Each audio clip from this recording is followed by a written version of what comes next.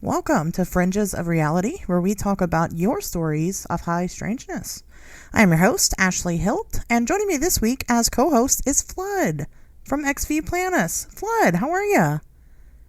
I am doing well, my friend. How are you? Oh, fantastic. I'm excited to have you on. I'm excited for you to be able to listen to this with me. Our guest this week is freelance artist Drew Schmidt.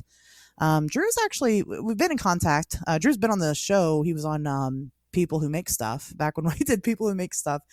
But Drew, we had a mutual friend. Drew actually knows Emily Whalen, which is the wife of the On Wednesdays We Talk Weird co-host Tobias Whalen. So we're all kind of in this weird love square, I guess. I don't know if that's the right word. Probably love isn't. Anyway, Drew's told me some other encounters that he's had over the course of our friendship that we have, been talking to each other. Really fascinating information. So I'm very excited for him to sit down and just kind of tell us his life story. Drew, how are you? I'm doing all right. Hi, everybody. I'm Drew Schmidt. Yeah, I kind of compiled a list of my whole life. First time I've ever done that. You kind of sit down and it's like, oh, wow, that was a lot more than I really thought. You dig into your brain. It's like, oh, then there's this one and this one and that one. So maybe from the age, well, technically the age of 0 for the house that I grew up in. First memory at the age of 2 all the way up to, a few days ago. So, and I'm 38 years old as of right now. So, yeah. So you got more coming then, is what you're saying. Yeah. Why did you want to come share your situation on the show? Did you have you want to get it out there for people? You want to try to find common ground with others? Do you have any motive here? Just want to tell people, if they've experienced something similar, they're not alone. It's more common than you think. You've stated it before that I don't think there's flaps. It's just who's there to report it, and we need more people reporting it. So this is kind of a report, just getting it out there. And if anyone has any questions on it, or like that sounds made up, well, that's your own prerogative. But I know what happened to me, and I want to divulge it, and I guess we can get into it whenever you like. Yeah, absolutely. So go ahead and start with your earliest instance of high strangeness. Well, I've been told it's kind of like it runs in the family a little bit. My parents got divorced when I was 7 years old, which kind of, going back and looking at my list, is kind of when things started happening. Trauma or whatever you want to say. But my dad says that he's been able to like have visions and predict things and see things, and my mom had similar, but she never stated it because she's more from a religious family, and it was taboo to, state anything to that effect. But growing up, I started out in like a rental house with my parents when I was born, age 0 to 1, and it, from what I can recall from the stories, is that it was a haunted house, quote unquote haunted. Sure. There was a stain on the floor that could never get washed away. And I thought, my memory is that someone either had a heart attack or got killed in that spot. And if I can go back in my memories, if that sounds weird, and visualize it and see it and walk around, this is a common thing that I can do. Within a memory, I can pause it, walk around, look and things, which sounds weird, but it is.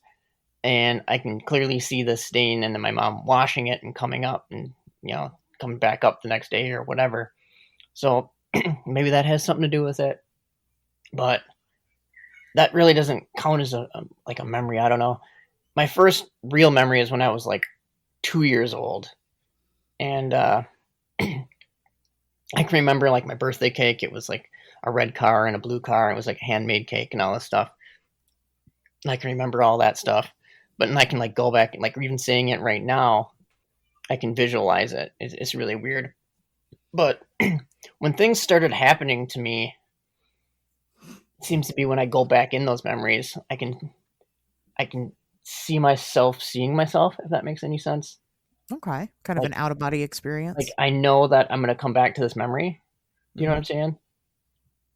Like if Interesting. something happened right now, out of the corner of my eye, I would kind of see myself or sense something, and then later on, I'd be like, "Oh yeah, I went in there. That's what that was." And I was looking for something, or like I, I don't know. Like if I lose something or I'm trying to figure out where I placed something, I can go back and walk around and see it. I don't know. Like Um, mentally walk around and see right, it. right, right, right. I got you. Which is, you know, weird to say. But so at the age of 3, kind of ticking through the years, trying not to speak too fast and jumble my words here. That's okay. I'll pause you when I got questions. Okay.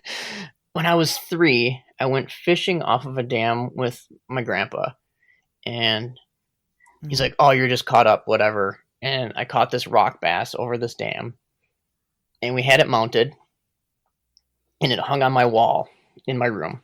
And this is a new house. I moved to a new neighborhood. The house was built, and we moved in when I was 1 years old. So it was, Okay. it used to be a farm field or whatever. It was a whole new subdivision type of thing. And I would always say that it was haunted by the spirits of the natives, which we'll get into that later. Um, but I put, this this rock bass was mounted like taxidermied, whatever, and then we put it on the wall. And at night, I would swear it would swim around my room, like it would move walls, like it would be on this wall, and then it would be on that wall, and that wall, and that wall, and then that was my first recollection of something like that happening. Um, and my parents didn't want to hear it. Oh, you're just imagining it or whatever. Um, but I don't know.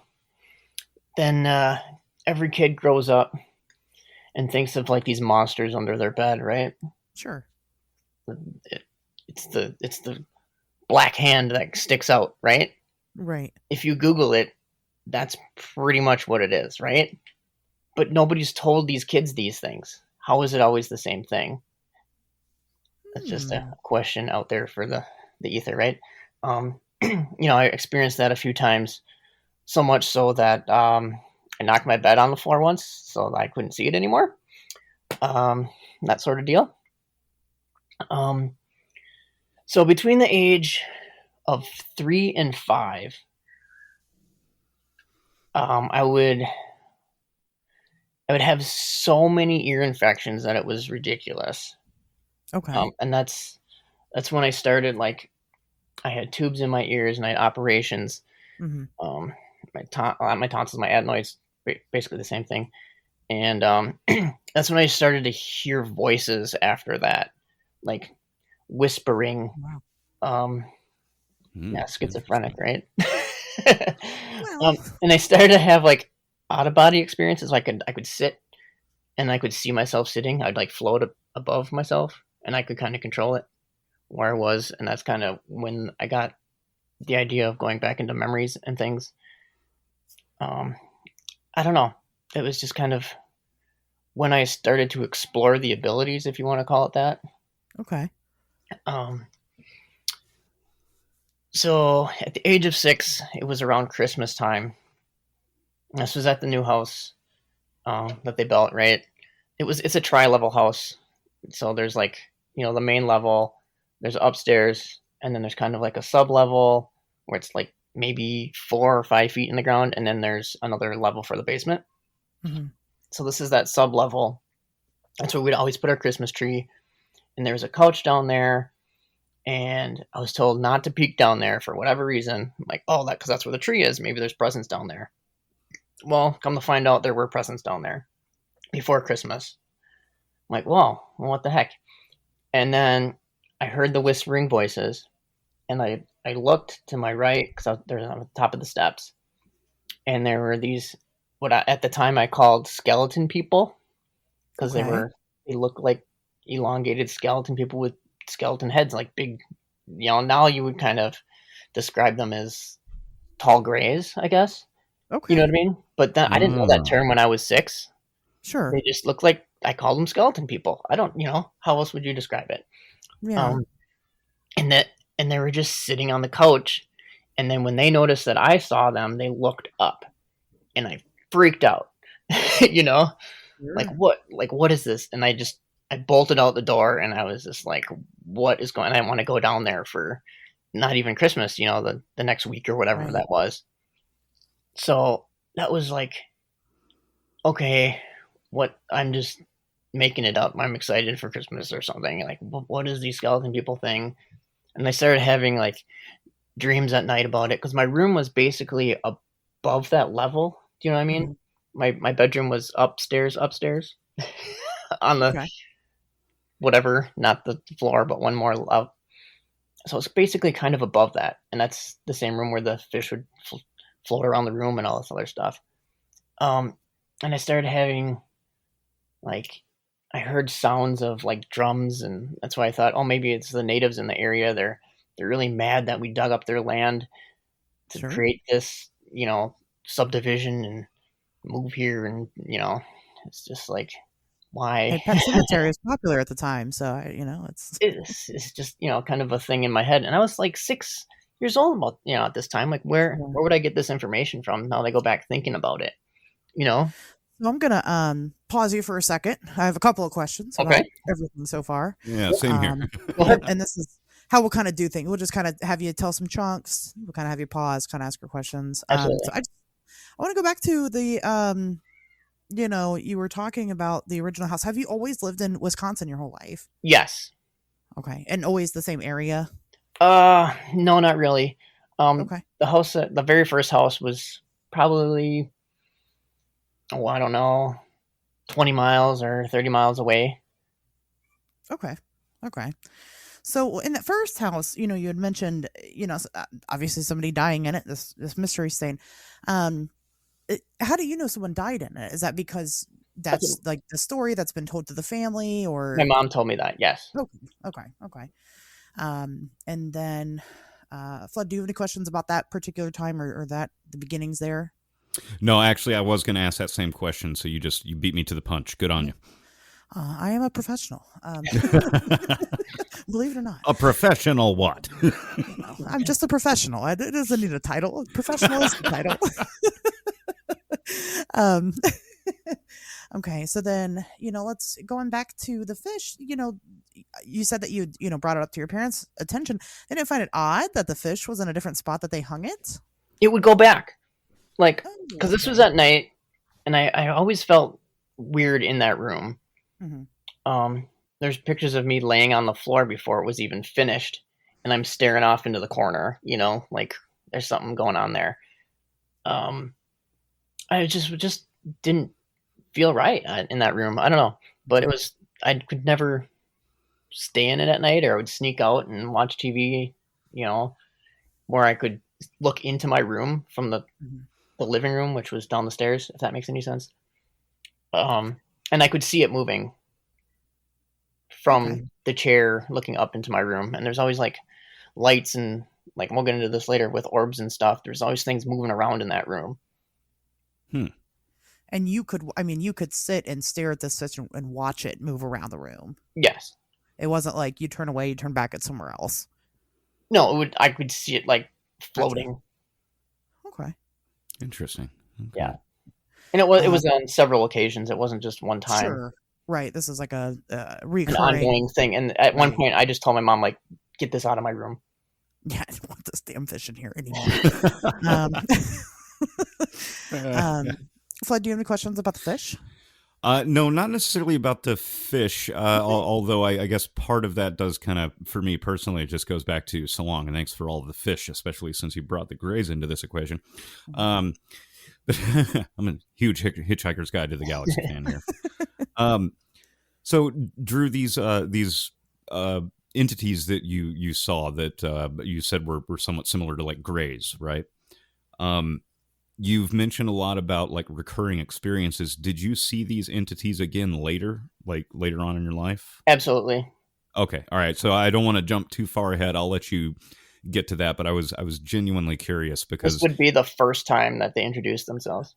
okay, Okay. all right. Well, and it didn't sound like they introduced themselves. They just you Or I saw through into their plane, or whatever you want to say. right. You saw them and they saw you. Right. you had some type of a meeting, I suppose. Right. And they seem to be somewhat surprised by your Yeah. ability to witness them.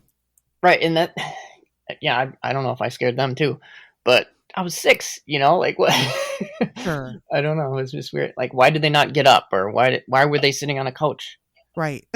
Or did I just, I It's like a deer in headlights thing. It's just like, oh, exactly. Like, yeah, I look up real slow. Yeah. look I mean, away, it may little as boy. well have been Santa, it Right. it sounds like, I'm sure Santa would have been like, hey, you're not supposed to be awake. Very much like that incident. And then after that point you started having dreams about them. I don't want to derail you from your timeline, but I'm just curious, how long were you having these dreams before your next meeting with them? Oh man, off and on for years. Before you had actually, like I said, had any type of other interaction with them? Yes. Okay. And this was like, okay, that show, was it Sightings or Unexplained Mysteries, or one of those that was really popular back in the early 90s? There was a show. It was like, oh my god, this is what it is, and it's like, they're not skeleton people, you know. Thank God for that. You know what I mean? Like, and it Sure. in every single one of those episodes, it always seemed like your bed was against that window, and Yeah. the window was to your right, and they somehow were by that window, and that's still happening to this day. Yeah. That's how my room is set up right now. And we've talked, and you and I have talked about this outside of this. We haven't talked about the complete history, but you have mentioned to me when it happens. So, Right. I'm just saying I can vouch for you. Definitely, some validation there for sure, right? I mean, when you finally, see on something like syndicated television the same experience that you've been having, right? I mean, because like you said, it's not like people are hankering to talk to you about aliens and stuff, especially at that age, The age of 6, right? Yeah, I mean, it's not really out there, And so. then why do I know it was 6? I don't know. Like, it's my brain. I can just go back and I know, like, when things happened. I don't know. It's weird.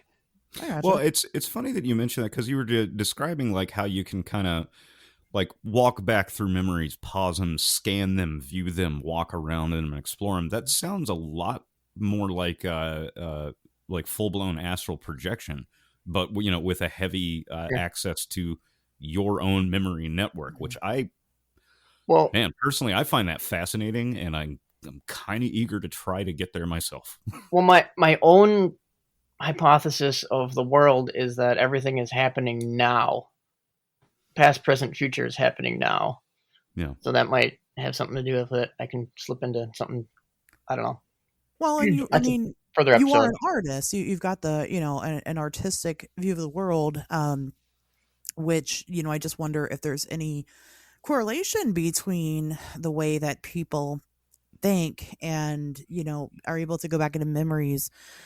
It's not something that I had personally thought about. I'm not an artist, really. I cannot draw a stick person to save my own life, but so like I have a really bad memory, right? I can't go back in my memories and visualize it. Maybe there's tons of people out there who are artistically inclined naturally, who do think that same way that you do. It's just that they don't understand that that's not how everybody else views the world. So they don't really talk about it.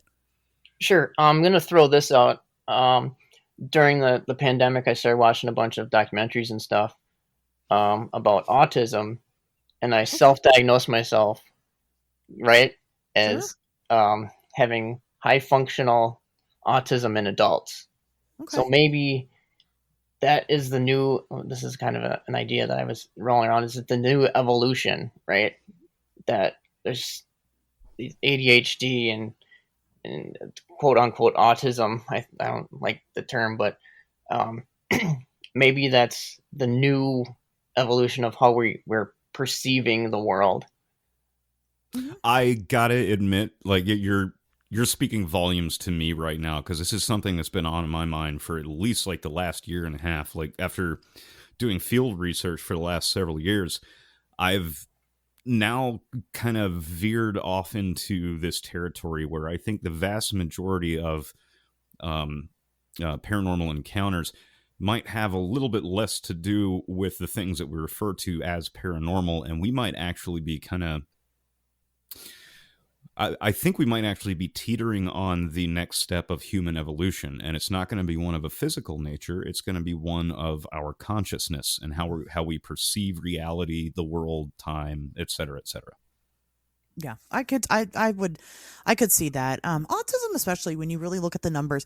So with mental health, and we can see it over the course of history. Of course, when we have a brand new title, whatever you want to call it, a brand new diagnosis, there's a boom. There's a boom in people diagnosed with it because, well, we didn't have anybody diagnosed with it before, and now we do. But autism is not like that. Autism has just been booming and booming and booming, and I mean, to the point to where it is the only mental health diagnosis that we have, and just that's how we view it, is as a mental health issue, rather. It's the only diagnosis that we have that is on a spectrum, and it's on a spectrum because it manifests in so many different ways. But if you look at like what autism is, like it definitely has, I mean, it's heavy, heavy, heavy into this is how you perceive the world, and you don't perceive the world the way that quote unquote normal person does, and that's it. That's all it means. Right. Like going back to when I substitute teacher, I started out as a special ed teacher, and there was a lot of quote unquote autistic children. Right.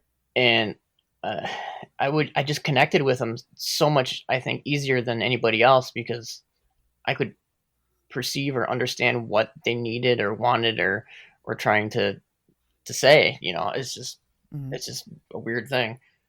Yeah, that's an interesting, and a very interesting concept I think you bring up, and I think it's worth looking into further because like I said, I agree. Now we're starting to have more and more people, have autism, and I mean, they're almost outweighing the common folk now, and that is interesting. I guess I can't say that for sure. I don't know that. I've never really looked into the statistics of if or it's more socially acceptable now to.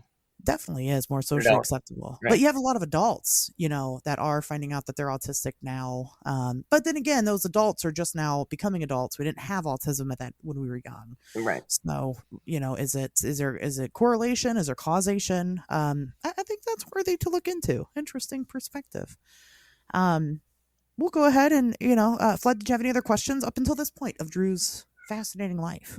No, not at all. I'm eager to hear more. Yeah, fascinating life. I didn't even enter school yet. I know, right? Well, we had to get the right before, which school. Is arguably the scariest part of anybody's life. Well, so now we'll just right. Why don't we do it this way? Why don't we go from like where we're at now all the way up to we'll go up to like teenager, right? Let's do it that way. Then we'll go teens to adult, and then we'll go adult. How's that sound? Well, there's a lot of stuff in the beginning here, right? Because then I started realizing things. All right, so at the age of 7, I had I could perceive things differently, and I could sense things, and I could see that, oh, my parents are probably going to get a divorce. Oh, my aunt and uncle are probably going to get a divorce. That sort of thing. I just had a better grasp on understanding things, and because I was always told that I had wisdom beyond my years, so I'll take that how it is. Oh no, the old soul syndrome. Right. I've been there. So at the age of 7 is when my parents finally got divorced, and it was pretty traumatic. I went to counseling. I was very angry. I lashed out. I was suspended from school and all this other stuff, right? But also what happened around the age of 7, I can't really pinpoint this. My aunt owned a cabin up on a lake, and we'd go there up there all the time. And I was just playing around on the dock with a folding chair. You see where this is going? And I fell off of it backwards, and I got stuck in it, and I sunk to the bottom. I can clearly remember this. This is very traumatic. I still don't go in the water. This is the most trauma I think I've had. Sure. And I remember sinking to the bottom. I could not get my foot out, and I started getting tunnel vision. And no one remembers how I got out. No one knows who I got. Next thing I remember, I was on the land. The chair was still in the water. It was about 10, 12 feet. So there's that fun thing. I don't know anything else really about that, but later on after that, everything started to like explode, with like visions and hearing things and all this other stuff. So we'll tick forward a little bit. When I was about 8, maybe the next year, this is a different aunt and uncle. They lived on like a peninsula island. It was kind of within the city, but it was surrounded by water, right? Okay. Take that as you want. Was it on Lake Michigan? No, it's it's called Doty Island. It's in the Fox Valley area. You can look it up. Gotcha. And their house. So this goes back to the idea that things surrounded by water carries more energy and all this other stuff. But their house was said to be haunted. And I'm like, yeah, whatever. First haunted house I ever heard of, right? Right. 7, 8, whatever. And I could see them playing with the curtains, playing with things in the cupboard doors, slamming things, moving things around. I can go into the memory right now, and I can see myself sitting on the kitchen floor, the linoleum, really gross yellow brown linoleum, and I can covers opening and closing, the bottoms of the curtains flailing around, and I can clearly remember someone saying, "Hey, stop playing with those curtains, kids," and then they looked at us and we're in the kitchen. I'm like, no, that's just, I don't remember their name. I said a name, whoever, playing with the curtains, and like, who? And I guess they at that time they looked it up, and then that was who used to live there or something. It was weird. Huh. But when I say I could see them, whatever, that thing. Sure. It was like a bluish, misty vapor. I don't know. Electricity. I don't know how to explain it. Yeah. So we'll leave that. Somewhere around 8 or 9, 7, 8, 9.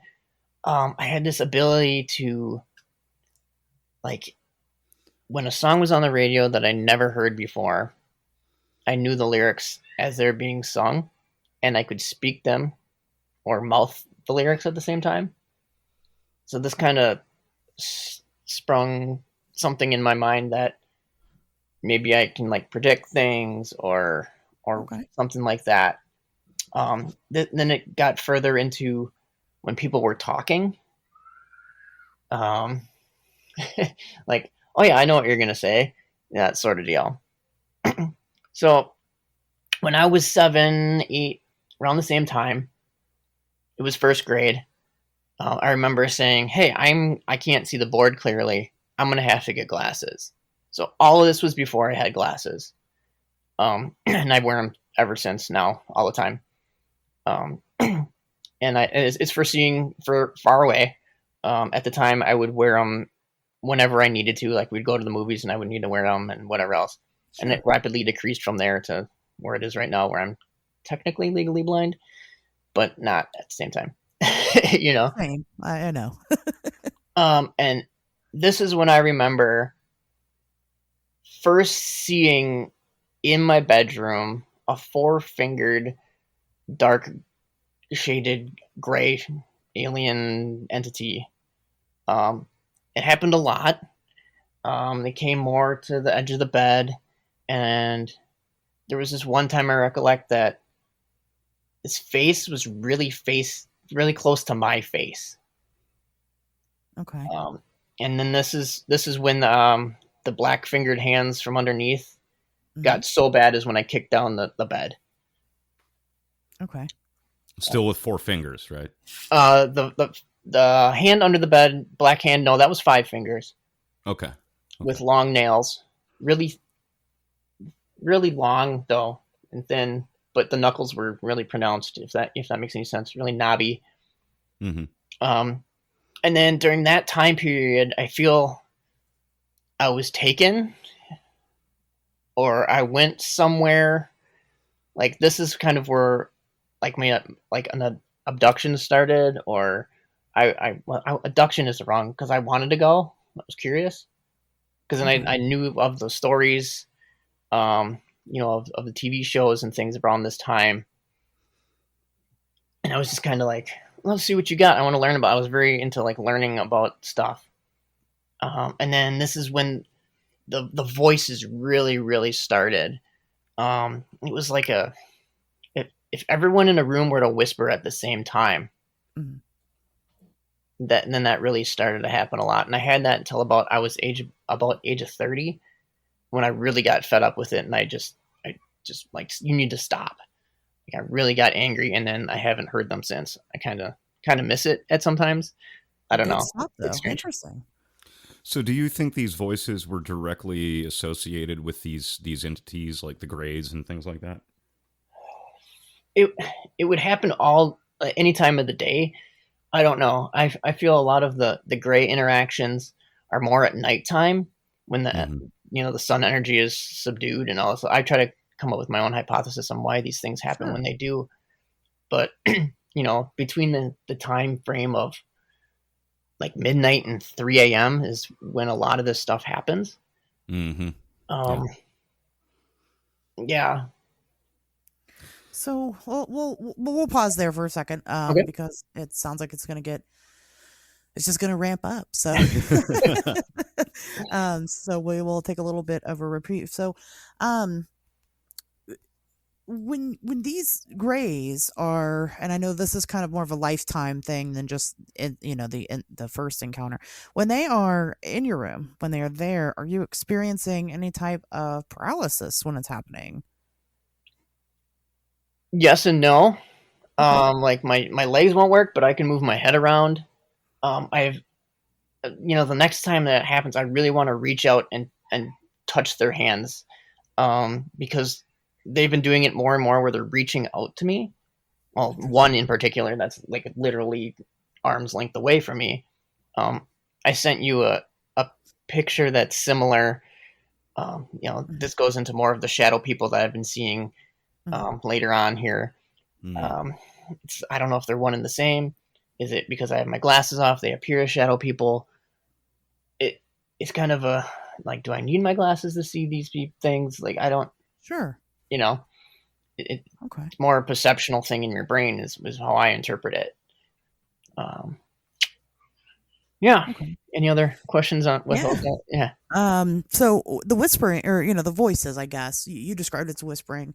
Or I mean, are you, when this is happening, are you able to pick out any phrases or words or anything, or is this like the background noise in a sitcom when they're at the diner? Yes.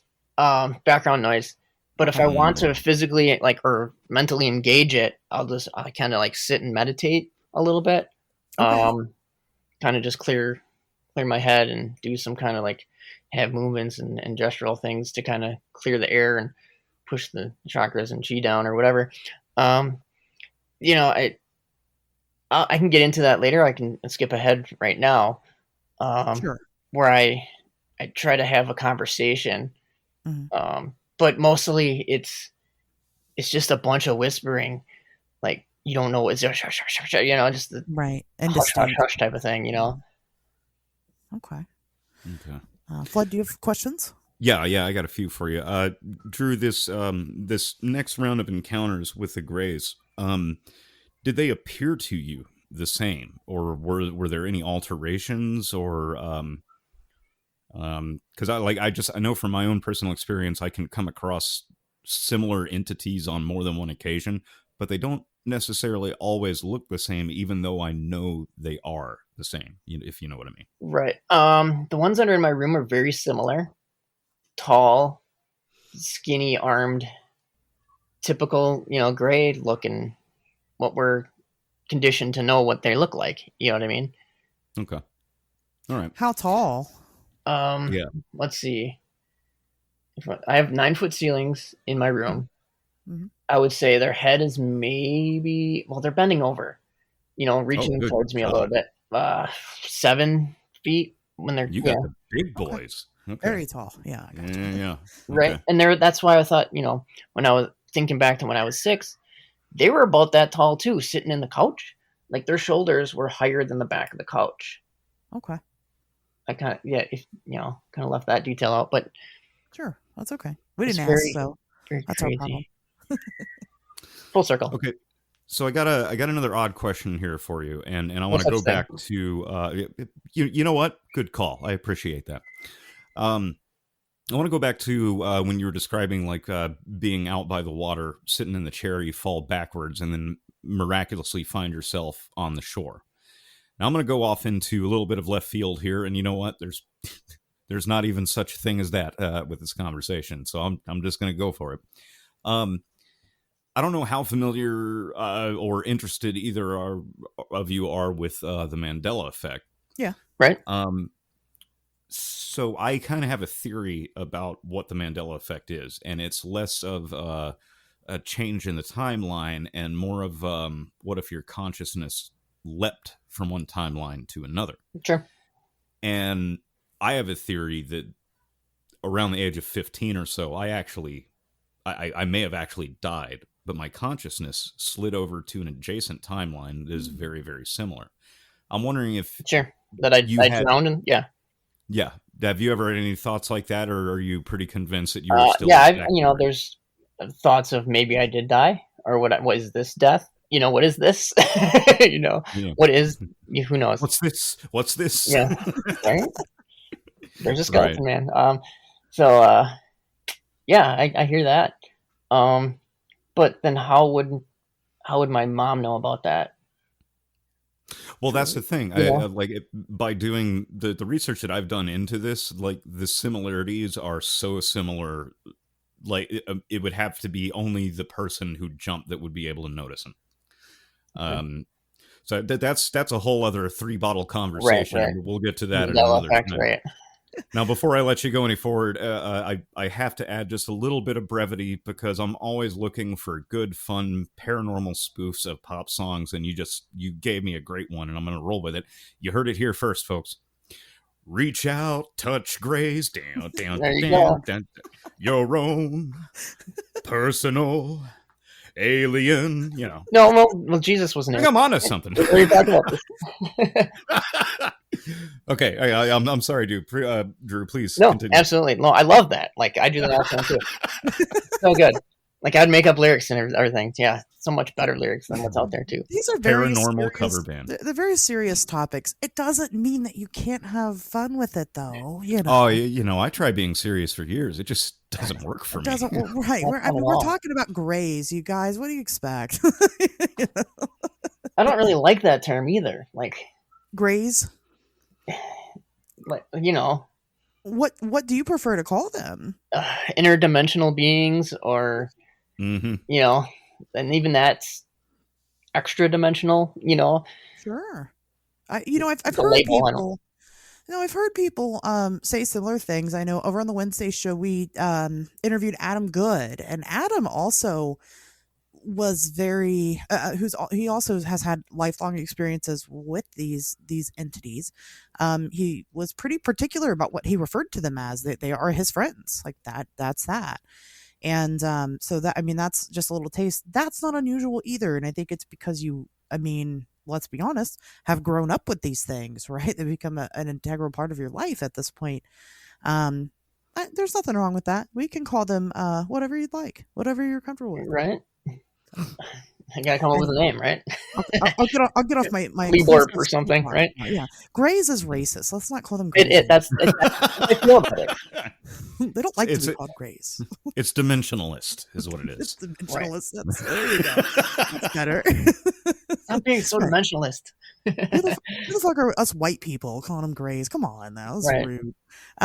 That's I think that is an interesting, just another little fun fact. I'm going to lock away for my other experiencers because I think it's important.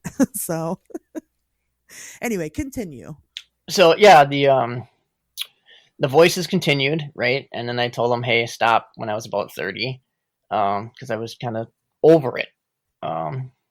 Let's see, when I was same time frame, age 6, 7, 8, somewhere in there, right? Maybe, different plane of existence or something. I used to go out at nighttime, either at I don't know, probably in wintertime was the best. I feel that it's more calm and you can connect to everything better.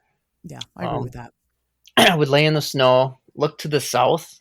It seems to still be true to look to the south. I do this with my daughter now. And we would look into the sky and we'd look for or conjure or summon or whatever you want to say, UFOs, UAPs, or whatever. And I thought this was the coolest thing. It was just me out, decompressing at the end of the day, laying in the snow. It doesn't have to be in the snow either. I would do it during summertime too, but usually in the snow, it's easier to kind of relax your brain and get to the right wavelength, if you will, frequency, tune in. And I would see these things all the time. Kind of around Orion's belt at the time. That's why I think it was more in the wintertime, because that's kind of where Orion is in the south. Okay. In that area, and those fireworks that they shoot up and they buzz around like bees. Yeah, sure. Like, I don't know how to. It's kind of like that, right? So I would see these. They would just fade in. They would kind of buzz around, come together as one, drive around, and then separate and then dissipate. Okay. Kind of fade back out into the darkness. I was able to do this almost every single night, see these things, same area of the sky. And it just became like a calming thing, a meditative thing for me to just do this. Never really told anybody about this until, this season, with my oldest daughter, and we went out and I'm like, okay, we got to spend at least 15 to a half hour outside, just hurting our necks, staring up at the sky, and I will show you. And like, there's something like a tingly in the back of my neck or something. It's like, oh, they're over here. So then we turn and there they are. Like, I just know where they are sometimes. So that's a fun thing. I would like to get more and more people into that. I think that would be it's a fun experiment, but then it's also like, am I teasing or taunting these things, or are they always there and now I can just see it? So it's kind of something I have to grasp. Yeah. I would say it's probably the latter. I think they've always been there, but now that you're paying attention, they're paying attention to you. It is definitely Right. what I think. Yeah. Well, that's one thing. I mean, just to kind of sidebar for a second, that not enough people, I don't think, are shining a light on with this UAP disclosure that's happening. A lot of people are talking about Grush and that, man, that's all they want to talk about. Listen to the Navy guy. I can't remember his fucking name right now. You talking about Ryan? Is that his first name? Ryan Graves. Probably. Or Maybe. do you mean David Fravor? The younger guy? That would be Ryan Graves. Yeah. Okay. Who is now spearheading like the Americans for Safe Aerospace project. And, that's amazing. And is running his own podcast, which I would highly suggest. Oh, really? Yeah, wow. If anybody wants to check out like From the Mouths of Military People, that's the place to go. I'll send you a link for that. We can add it to the show notes if you want. Yeah, absolutely. What he's been saying is that, these things are here all the time. Kind of a theory that I've heard him pose is that there are like smaller ships, drones, that are hanging out with his experience. It's off the coast, right? Again, he's the Navy. Mhm. They're hanging out constantly. They may or may not be switching out, right? So some of them zoom off into the air and, maybe they're going to a mothership. Maybe they're, that is just outside of us. Maybe they're switching out workers. Who knows? Now, he hasn't really said those things kind of directly, but what he is saying is that there's constantly something hanging out on our sky all the time. All the Yeah. time. And not just like one thing stationed in one place, but many, many things throughout the entire world that are just here. It never leaves. And I guess I shouldn't say I love that, because I'm actually really horrified of aliens. But but also I kind of love that theory. I think that makes sense. That checks out to me. Well, if you pay attention to what Graves has said, and actually Fravor as well, That like, is him, by the way. I looked up his face. Ryan Graves. Yeah, Ryan Graves. Yep. The way that they describe it, and it's funny. I was just listening to another episode on this earlier today. Was like our guys in the Navy, in the Air Force, they are encountering these things every single day. Yep. Every day. Mm-hmm. And a lot of them seem to be of the suspicion that they're actually coming from our oceans, not from space. Yeah. Mm-hmm. Yeah. Yeah. Which is So also interesting. I don't know. there's a lot to unpack there. That's going to be like a 4-parter that you and I will need a lot of wine to get through, but we'll make it happen. I'd love it. No, I mean it is interesting. I don't see why I think that I think the ocean is valid. I think there is something going on there. OSUs aren't really talked about, but it should be. I think that they do both. I think they're just here. They just watch us. I don't know why, but they do, and I think that part is obvious. However, it is they're utilizing some of our own resources to do so. I think they are. Anyway. Sorry, I didn't mean to derail from Drew's personal experience. I have a question for you now. So you said you're frightened of aliens. I am. What can you go into further detail of that? Like, is it their appearance or their not being able to see what they're thinking? Sure. No, that's a good question. And I will go into that. It's not. It's not like a physical thing. I mean, yeah, they look. Typical grays look creepy. They have that uncanny valley look to them, right? But it's not that. I'm not like, ooh, I don't want to look at you. It's more. It's the same reason why I'm afraid of authority. It's because I would not have any control in that situation. I feel like. So like they could just abduct me and like that's it. Like I will never come back home again. I'm at their mercy. I mean it's more of that rather than anything else. I think that they're definitely beyond us. I think that if they wanted to invade, they could at any time, and there's just absolutely nothing that we can do about it.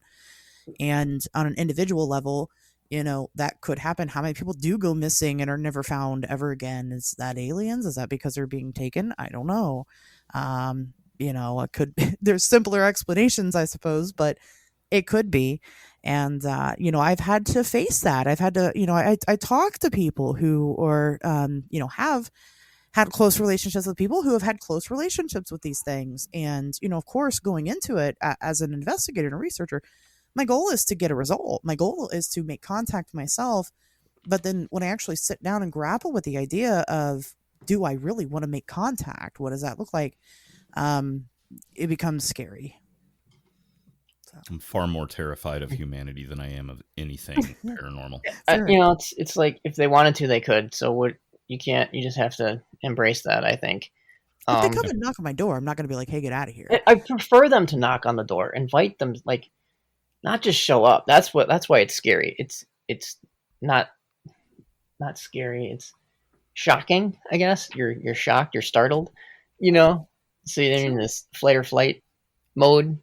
You just kind of have to get past that, I think. I don't know. And just, anybody being in your home, right, without your knowledge, and I don't care who it is, Well, they definitely don't understand boundaries and lack social clues. But, maybe if we could get them to come inside, have a cup of coffee with me, let's talk this out. Maybe we can fix that. And this is one thing I don't understand. Like, so my my bedroom is on the second floor, and yet they're standing on the floor. So if they're interdimensional beings or whatever they are, how is there something for them to stand on? Like where? What level? Something I don't know. So what do you mean? Like why aren't they falling through the floor? Right. Like a ghost. How do we know that's the floor? You know what I'm saying? I don't know. That is interesting. Well, I think I don't know. They slid over to our side of reality, and so like my theory would be that no matter like which layer of reality they come to, whatever part of them is able to traverse those spaces will be subject to the laws of that layer of reality. Sure. So, they could decide to phase shift away, go vaporous. Who the hell knows? I don't know. None of us know how this works. Right. They're just there the whole time, and we just can't see until they want us to. Because that would suck if you just start falling through the floor, in the basement, and then the rest of the crust. Next thing you know, you're in the Earth's core. It's just not good for anybody. Right, with all the cryptids, down on Hollow Earth, Yeah, Hollow Earth. Ring like a bell for hours. Oh yeah, no. Like I'm gonna go grab a 6-pack. We're locking in for that one. No, I'm right. Go. No, that's a good question, right? Clearly, the rules of gravity apply while they're in your room, or at least they allow them to apply. Who knows? I'd imagine it'd be the same as like, right? We go to the moon, and we, or a little less, a little more weightless, right? And so we have to adhere to the rules of the moon's gravity rather than the Earth's gravity. Um, Yeah. I guess. I don't know. Well, if they ever come knock on my front door and want to have a conversation, talk to them about it. Right. That's something I omitted too. Is things knocking at my door. We can get back to that when we have time. Oh gosh. Okay. All righty. Well, let's go ahead and you were starting to get into this the first time that you left with them. Yeah, I don't. That I don't know if the memory is of what I saw on TV Okay. or what really happened. So I really don't want to state. That's honest. You know what I'm No, saying? that's I don't know okay. if it's real or not. Okay. But going further on the beings train here, when I was 10, 100% when I was 10, the sitter that I had down the street was just a high school kid. We were good friends. We were in a band together since we were like 8 and all this other stuff. So we knew each other pretty well. It was just hanging out until my mom got home after like a volleyball game or something, practice, whatever. We were playing basketball because I had a basketball hoop in my driveway. It was kind of dusk. It was kind of like summertime. It had to have been because there was a lot of heat lightning is what I, chalk it up to. So the sky was lighting up a lot. Heat lightning, no sound, right? And this was looking to the south again. Over and over and over again. I think, let's see, 7, 8 times in the same spot. Lightning would hit the ground I would say about a half a mile-ish away, because later on I went and kind of investigated, like, where was this happened at? It was dark because the streetlights just turned on, right? Got to get home. And we were playing our basketball game, and then there was this feeling again, like, look over at me, or something's watching you or whatever, look. Mhm. And there was, I can't help describe it as a rabbit or a satyr, a goat-like creature, run through the beam of light. Well, not run to the beam of light on all fours, stand up, walk really slow, like, let's see, I wrote in my notes, about a quarter size at arm's length away. That's about how big this thing was, right? So that's about how far away it was. Stand up, and probably 4 or 5 seconds, it crossed the beam of light, standing up, looking at me, and then ran off. I described it as a rabbit or a goat-like because the legs were kind of backwards. The knee was backwards. Okay. That's kind of how I remember that. It was just kind of a shadowy silhouette, because it was so far away and I couldn't Did really it have make horns? No, but it did have, like, the arms kind of tucked in like a T-Rex or like little tiny arms. That's what I thought was like a goat-like thing. That was the only time I ever saw that thing. Yeah, like a pan. Yeah. Like, did it have hands on its tiny arms, or like paws, or I don't know. I Okay. couldn't tell. Okay. Interesting. Yeah, so that was the first and only time I saw that, and I thought that was really weird. And the kid I was with, the sitter, he saw it too. Okay. And he has since joined the military, so can't really ask him. I have a lot of military friends, stuff like that. Honestly, it makes me wonder what he's seen since he has joined. Right. Yeah, I have some friends that they're retired now in the Navy, that their job was to decipher things. Okay. Don't ask her about any of that because she'll deny it. Sure. Yeah, it's like, come on, let me know. Yeah, she doesn't know what she's talking about. Since, this is age 10, I'm going to jump forward to about 10 or 11 here, or 12, 11, 12. So I would get dropped off at the babysitter's house, which was about a half a mile from my school. get dropped off there in the morning and then picked up at night. I would walk to and from school to the sitter's house. It was really cool. It was like a collective of, 30, 40 kids. Probably couldn't get away with it today because it wouldn't be up to code or whatever. But hey, Sure. it's how I grew up. And we were just playing. The neighbor kids would come out after school. And this is when I discovered I could move things with my mind. I remember us playing a game, and it was kind of like a spin the bottle type of thing, but it was with a wood chip. And when you spin it, it would point to somebody, and they would become it, and you'd play tag, right? That's how you would decide who was it. Okay. It's just the start of the game. Like, it's the most fair way we could figure it out. But I could Sure. move that with my mind. Like I could just move it clockwise. And then I realized this is when, about this time, I could do like that remote viewing type of thing. Sure. Okay. It became a trick that I could do at like parties at lunchtime and things like that. Like, oh, what, where's my book or whatever, or, what book is on the top of my locker right now, and that sort of thing. So you were doing it for other people. Yeah. It was a real, like, I bet you your Snickers or whatever, that I could do this. Or what's in my left pocket, or, always used it for good. Never looked in girls' locker rooms. Okay. Never came across that. Lie. You were No, Sure. But it is a good way to No get free lie, things. I would have. Absolutely I not. would have. So kudos to you. I would have too. Yeah. I was scared of girls at the time. I don't know. 12 years old? Yeah. Well, okay, fair. Yeah, okay. It is a confusing All right. age. So you were playing tag still. Then I started, from the age of 12 to about 15-ish. I tried to really hone in these skills with moving things. I was really, really fascinated with this. Like, could I get that can of soda to my hand? I would try this every single night. Like, move it. I really wanted to do it because it was a really cool thing if I could do it. I could only move it towards myself, like, half an inch or whatever. Hey. So that sort of thing. Yeah. I think we've all tried that. Right. I don't really, just even, if you watched Matilda as a kid, or Right. Carrie.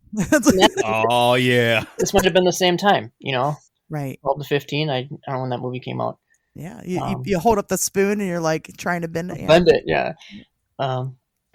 So this is where I got into like the remote viewing, like I said, and later on I kind of figured out that it was called like clairvoyance or seeing, clear sight, whatever. And then this is when my dad started saying he could do that too. I brought it up to my mom a few times, but she's like, "Yep, okay, you can do that. I can do that too." And that was about the extent of that. So that's kind of how that went. So furthering that ability, the girlfriend at the time that I had, she was also on Doty Island, ironically enough. This is the time that, we had landlines. So I was just using the phone doing that. And she couldn't find her boots, right? I was never to her house. This, I was like just starting to date at this time, right? So that was probably, this is a whole different city too. It was taboo to date someone not in your city, right? Sure. Especially back then, yeah. Right. 15. I don't think I even had a car yet, or I just started getting the car. And she was looking for boots. I'm like, okay, let me try this. You just keep talking about your day or whatever, and let me try this. And I'm like, okay. I'm walking down your hallway. Okay, there's your room. There's your closet. Let me look around.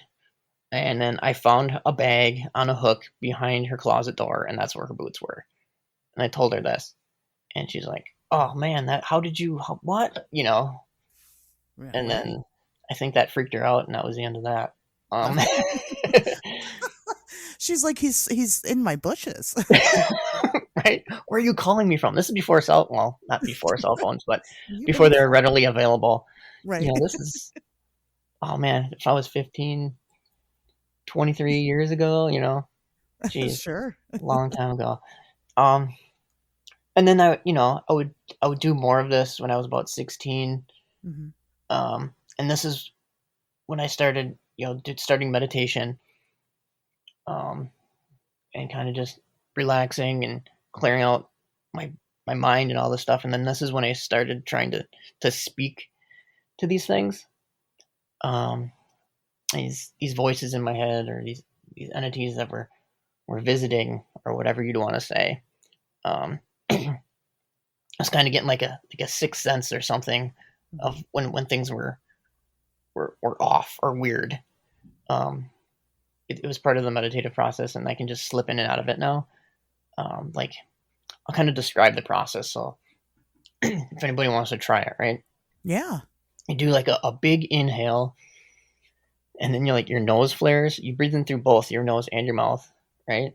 You kind of just let it out slowly, and you'll get like goosebumps on your body, and your whole body will kind of go tingly, and your hair will stand up for a little bit, and like a wave of it will go through from your head, and it'll go follow all the way through to your feet, and then you're kind of like cleansed or whatever. You're ready. You're prepared. You're like the conduit, right?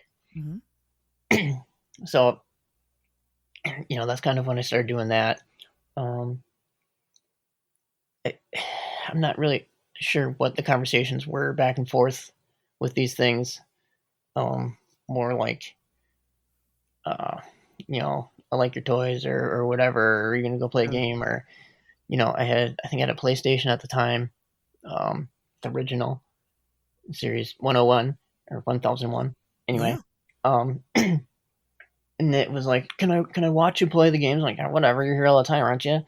That sort of thing. And this is when I was more comfortable with that lower level, and that's where I'd play all the games. That's where our computer was hooked up, and it kind of turned into like the hangout, right? When you're 15, Sure. it's where everyone kind of hung out and did their thing.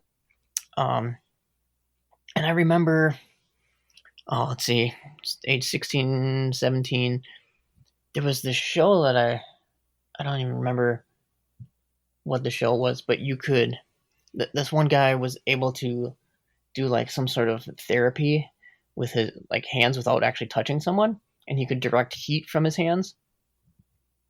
So I tried to do this, and I concentrated doing that, and I had the ability to kind of do that, channel heat through my hands, and I've done it and like melted my handprint in like snowbanks, without actually touching it, if that makes any sense. Kind of radiate energy through my hand. Kind of a weird kind of deal here. I don't know, like we kind of wanted to stop around this age, because now I jump ahead. Okay. Yeah, in my absolutely. 20s. So I want to talk about your parents a little bit, if that's okay. Yeah. Are they both still alive? Yes. And your dad, it sounds like your mom, is your mom still very much not really wanting to talk about these things? I'm hoping she'll listen to this episode and realize that this is legit for me. Oh, okay. I didn't realize that you were going to give this to your mom. Hi, Mom. It doesn't matter. I'm apologizing now for anything that I might say. Okay. That's fair. And then your dad, it sounds like you guys have been very open back and forth. Does he know everything that's been going on, or just maybe some of it? No. There was a point where I didn't talk to him for 5-6 years. And now it's kind of back to that again. It seems like he only talks to me when he wants something, sort of thing. Okay, sure. So, that's okay. Kind of meh. But he has had experiences, it sounds like. He's had stories. Yeah, and he's kind of hinted at like abilities. Like he had a girlfriend not too long ago that he said that he could project like a hug or like a physical feeling through the phone to her. Okay. I'm like, yeah, I understand what you're talking about, and then he didn't have to go any further in explaining that, because I totally understood stuff what he was saying, but I haven't been able to do that, Gotcha. Okay. I'm trying to think if there's anything else that I have about these abilities. I don't think so. I think that's, they are pretty, and a lot of these things I haven't, done in a while, like try to levitate things or grab things, make things float towards me, or direct heat out of my hands or whatever. Just going through this making this list. I'm like, oh, then I could do this, and then there was this, and that's kind of a parlor trick that I used to Sure. do, and that sprung this memory. It's like, oh man, life has really taken over. I haven't furthered my own education of my abilities in a while. Well, it kind of sounds like around the age of 30, you had some type of not, I don't want to say denial, but you definitely, it sounds like you kind of distance yourself from these things, which of course, I'm assuming right now, but I wouldn't be surprised Right. if that's where this leads to. So, and that's, and then you're just kind of, it sounds like now at the point where you are picking these things back up, whether that be because of maybe inclusion or validation because of something like the internet or having these community spaces and having other people that you can relate to, Right. um, out there. So I don't think that that is unusual at all. No, let's go ahead and let's move on. Let's go ahead and get into the next stage of your life here. All right. So this is kind of in my 20s now. After doing the whole school thing and being a official artist, right? Title. Sure. You did it. Here's your diploma. BA and BS sort of thing. So I got a job in the Dells, which was Wisconsin Dells, which is about a half hour north of where I am now. That's why I'm here. There's a little town south called Lodi. So my aunt and uncle live, and they kind of got me into, that's where I substitute teacher actually, and they kind of got me into this art community there, right? There's a local artist down there. He's really cool. I've helped him with projects, and he's like, oh, I know this guy at the Kalahari that's looking for an artist, and you're right up their alley. Give him your resume and all this stuff. So I did that. This is a little sidebar. And they hired me, and I'm like, okay, now where am I going to live? Because I was living at my girlfriend's house, an hour and a half away at the time. Sure. So just a stab in the dark, right? And I got the job. I'm like, oh, now I got to live closer. I commuted for 5-6 months. And the boss just gave me an ultimatum saying, you got to move closer. I'm going to have to fire you because, flat tires and slow traffic and all this stuff, other stuff. You got to get here on time. I'm like, great. I totally understand. So I got a studio apartment in Lodi. It used to be like a projection booth or like a film. It would only had like one screen for like a theater sort of thing. Okay. So the apartment was the booth where they used to have the projectors, right? It was just this tiniest little thing. And that's where the voices were really bad. And I started seeing orbs, and I'm like, oh, maybe this place is haunted. There's some sort of energy here. It is kind of an older town. So at that point, I decided I am not going to have a bed frame because I don't need to encounter that thing again. So I slept in a hammock for about a year. The rationale was because it wrapped around me and there was no bottom. Okay, sure. I don't know. Hey, whatever helps you sleep is what they say. So yeah, then that was that place. There was orbs and stuff floating around. Who knows what that was about? What kind of energy was through there? Because underneath, because I was on the upstairs, underneath was a Taekwondo studio, and there was a lot of energy happening down there. Sure. Screaming and punching and kicking and anger, right? So who knows? But later on, then I've decided I got a house in Portage with my wife at the time, and we were told that it is haunted. The house was built in 1881, and it's kind of a historical area, whatever. Sure. So I moved in first. She stayed up north, I guess you would say, in the Fox Valley area with her parents. And I kind of just did the thing down here, got the house ready. And I was painting some rooms and stuff. And I was hearing some noises, things walking around upstairs. And at this point, I was just like, yeah, hey, you want to come down and have some pizza with me? I was just kind of just accepting it, right? Just going with it. I don't know what, if anything, maybe the house is just creaking because it's old or whatever. Um, but it sounded like they came down. And then I had these whispers, and I tried to have this conversation like, who are you? What, not like poking and prodding like these ghost hunters, quote unquote, Sure. do. Come at me, bro. Right. Come at me, ghost. Yeah, you gotta be nice. There's sick of people poking at them. Yeah, I was totally cool about it. Like, hey, I'm just moving in, painting this wall because I think purple is cooler than this black or whatever.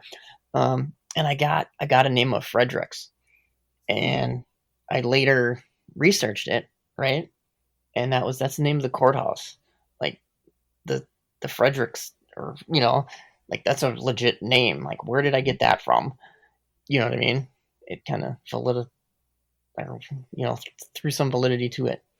That house, there was a lot of orbs and things flying around. I would see them once again on the second floor. I don't know why we're putting our bed by the windows, but we are. And that's when there were shadow people, visitors by the end of the bed. This was a full blown abduction at this point. I had marks on my body the next day. I could remember being in a room. It was all white. They say you dream in black and white, but I dream in color for whatever reason. See things in color. But it was just a stark white room.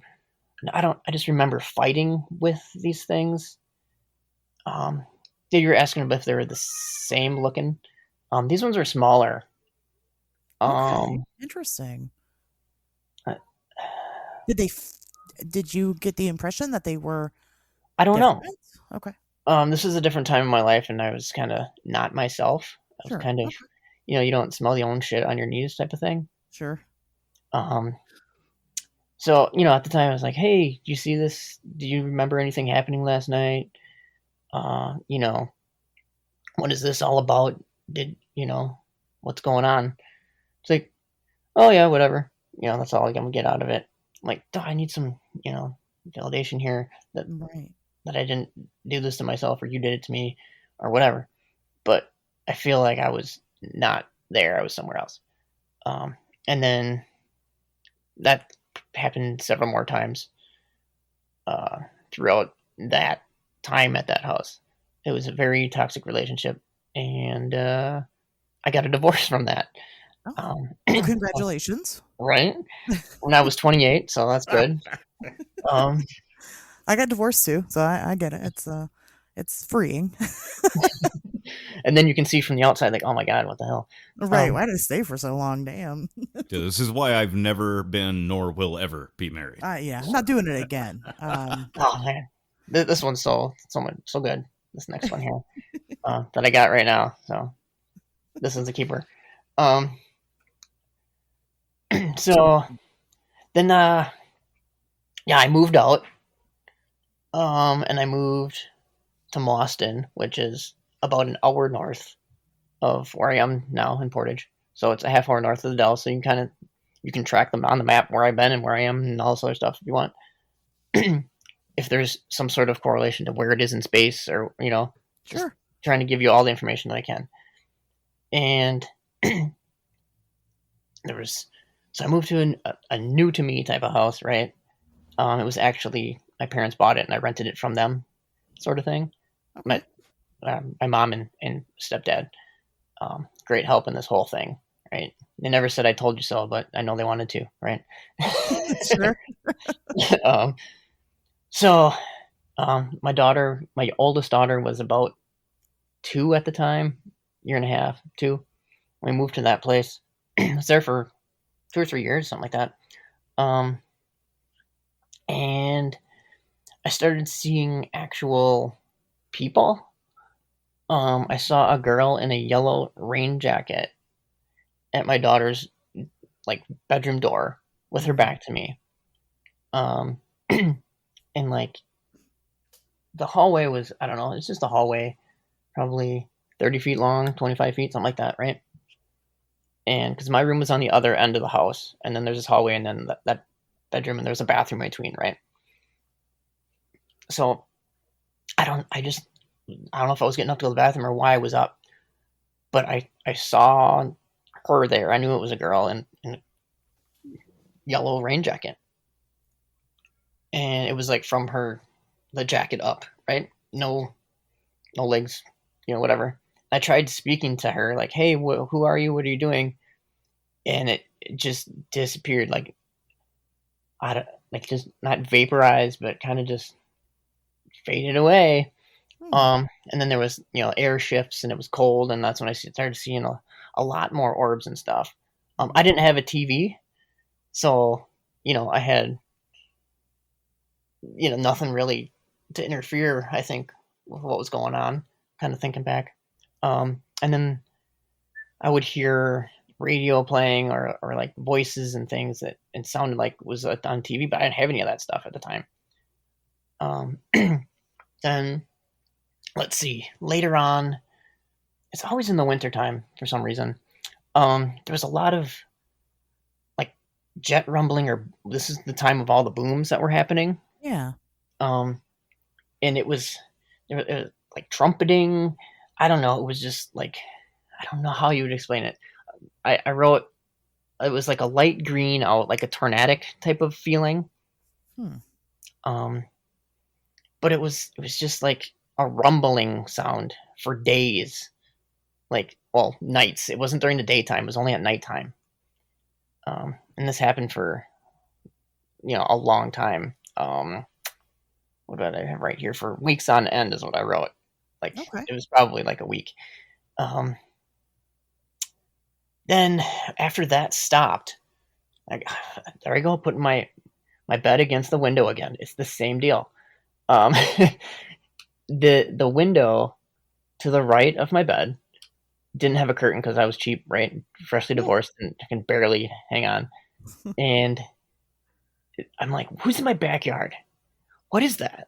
I was just, I have goosebumps thinking of it right now. Because I'm in that memory right now, walking, I'm in my room. And like, what is that? There's like some flashes. And then I see these things milling about, just wandering around. And there's two types of grays out there. Like, they're like silhouettes, I guess. Okay. But I knew that they were the grays, right? There were short ones and tall ones. Okay. And that it happened for several nights, but not in a row. Like, off and on, like a Monday and a Friday, or something like that. It wasn't throughout the week, but it happened several different times. But I never. It's like it's thinking back. It was like they were blocked from coming into the house, maybe by this yellow girl or something. I don't know. It was really weird. I never really put that together until just right now. They were never in the house. There's never any shadow people or quote unquote skeleton people in the house. They're always outside milling about. That's very weird. And what are they doing? They're just kind of wandering around, like poking about, hiding behind trees. Walking weird? Do they? I mean, yeah. Okay. Like, maybe they're trying to get in. Maybe there's some sort of battle going on between these two different things. Sure. I don't know. I never really thought about it. Okay. What I find interesting is that you've now described encounters with both the tall and the short grays, which, for those of you playing the home game, at least as far as what we know, as far as theoretical zeitgeist goes, is that the tall grays are the bosses and the short grays are kind of the drones. Sure. Or the children. I was thinking of it. Really? The small ones. Did you kind of get that feeling that they were like... like, I think they wanted the taller one, like the feeling in my memory right now that I'm in, because I'm there, right, is that the big ones want to show the little ones me. Interesting. But they can't. Okay. I don't know. And you don't have an explanation for why they can't. You just know that they can't. You just feel like maybe it's that other being in there. Gotcha. I don't know. I haven't thought about it until right now that I'm in this memory. Sure. If that sounds any like weird to you guys, Like, No, it actually doesn't sound weird at all. Kind of makes you wonder if they struggle just as much with loosening their consciousness in order to perceive deeper layers of reality as we do. yeah. I'll speculate all night long. So, Yeah, if nothing else, I'm really good for keeping you up all night. all right. My wife is downstairs fending with the girls by herself. I feel really bad, but that's okay. Aw. It's one night. I need to tell my story. It's not even a story. It's just what happened. Yeah, The story sounds absolutely. bad. So I was living at that house for a few years. I think maybe 2-3 years. Maybe it wasn't that long. I don't know. But it was kind of a blur because it was such a struggle to get back on my feet. Because I let her have everything. I fought for the dog. Haha. Well, that's worth fighting for. Yeah, she just passed a few months ago. So this was our first Christmas without her, but pretty rough. She's still here. I can sense her every now and then. So still being at that house, I remember. I don't know what we're doing. If we're out for dinner or something, we're with my step grandparents, and so this is kind of an important thing that he is ex-Navy, right? Kind of thinking back to this, and he was a submariner, so he's seen some shit. And he was in. I think my stepdad was driving, and he was in the passenger seat. Because he never drove, or maybe he was driving. I don't know. I just remember being in the back seat, and there was a triangular craft floating over the interstate. It was as quiet as it could be for being on the interstate, right? Mm. It had three dim dim whitish yellow lights in a triangular shape, classic Tier 3B look, right, or whatever you want to look up. It was really close to the car. I don't know if you put your I wrote if you put your hand above your eyes, like if you're going to shadow it from the sun. Okay. That's about how big it was. Okay. From the back seat, like looking out the side window. Does that make any sense for people listening? And I asked, "Hey, do you see that?" And they replied, "Oh, it's just another one of those." And that was it. Like, I had no, and you know what I mean? Sure. Yeah. And it flew directly over us, and I don't remember getting home until we were in the driveway. Yep. So everything's fine. We see him all the time. No problem. It's just that was the first time that he even acknowledged that he was in the Navy, I think, or that we see those all the time. It's just another one of those, Wow. You'd seen one, another one, there's Right. so many questions, and then that's it. So I thought that was a fun thing to throw in there. But a lot of my friends and family, extended family, have seen these things, but just don't talk about them, So moving ahead, when I was about 30, it's just kind of getting back on my feet, and I was just trying to do with my life, right?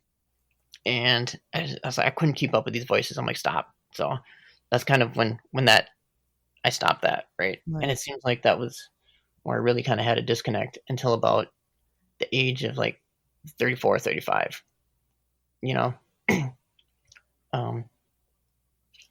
So we're going to jump ahead here into the new house, the house that, let's see. So yeah, this is the new house, the one that I'm in right now. And we're the first ones in this house. We didn't build it. It was through a high school program. The high schoolers built it. So it's like really up to code. It would get inspected every week. Everyone in the neighborhood's been in this house as they watched it being built and stuff. There was another house here that burnt to the ground, so there is some trauma here. I don't know. I like that. There's drama. But there's orbs. We bought this house because we were having our third. Well, it's my third, her second child. And we needed more room. We need another bedroom.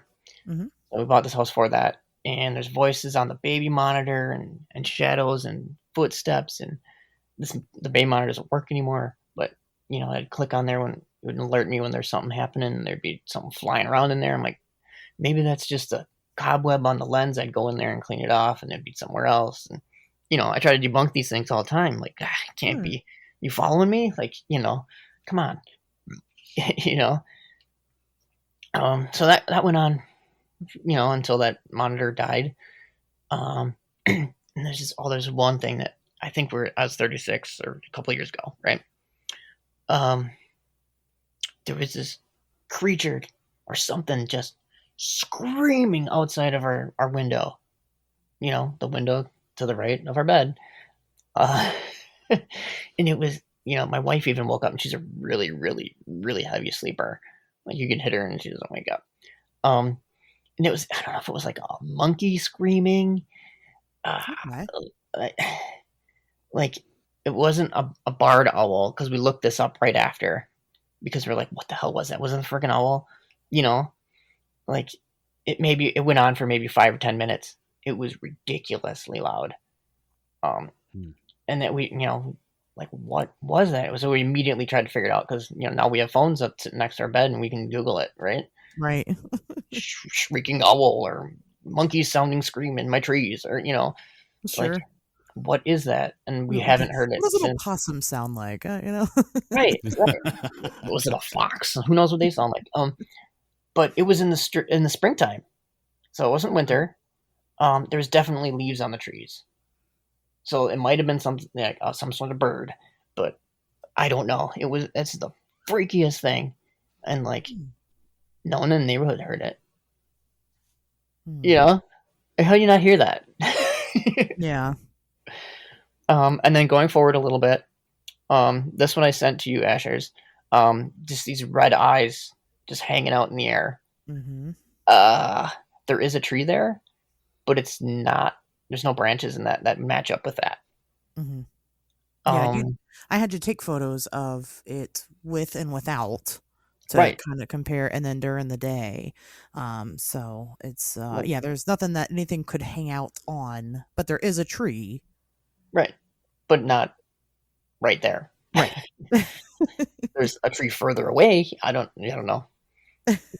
The other yard, but it seemed closer than that. I don't know. It was just really weird. And then that's where the shadow people basically started almost every single night after that. Walking. So, go ahead. Drew, I'm curious if you could describe what you experience when you see these shadow entities, because I've noticed that it varies from person to person, and I'm wondering if you can what they look like. Give us or your perception of them. I know that the visual element doesn't necessarily like tie it all up in a nice bow, but with all of your senses, if you can kind of give us a rundown on what you experience with those entities. Right. I'm typically startled awake, like there's something in the room, right? Our little beagle sleeps on my chest all night long, and she's usually the first one to alarm me that there's something up. Because she's got to see it, right? Mm-hmm. Because that's another. I have a heating blanket that she lays on, because I pamper her like that. Otherwise, she would jump off to try to like attack these things, right? Okay. Like the first couple of times, she is a rescue, so she's really skittish at first. We've had her for a few years now. She's getting better. So at the beginning, she was very reactive to the presence. Okay. Yes. It was ridiculous. Like, stop. It's fine. Are they doing anything to you? Trying to communicate with the dog, right? I can speak to these things better. I can speak to my dog. But yeah, so I kind of described it here. It's funny that you kind of asked this. Shadow grade people reaching out. Let's see. So when they're at my door, and then I'll see them moving back and forth.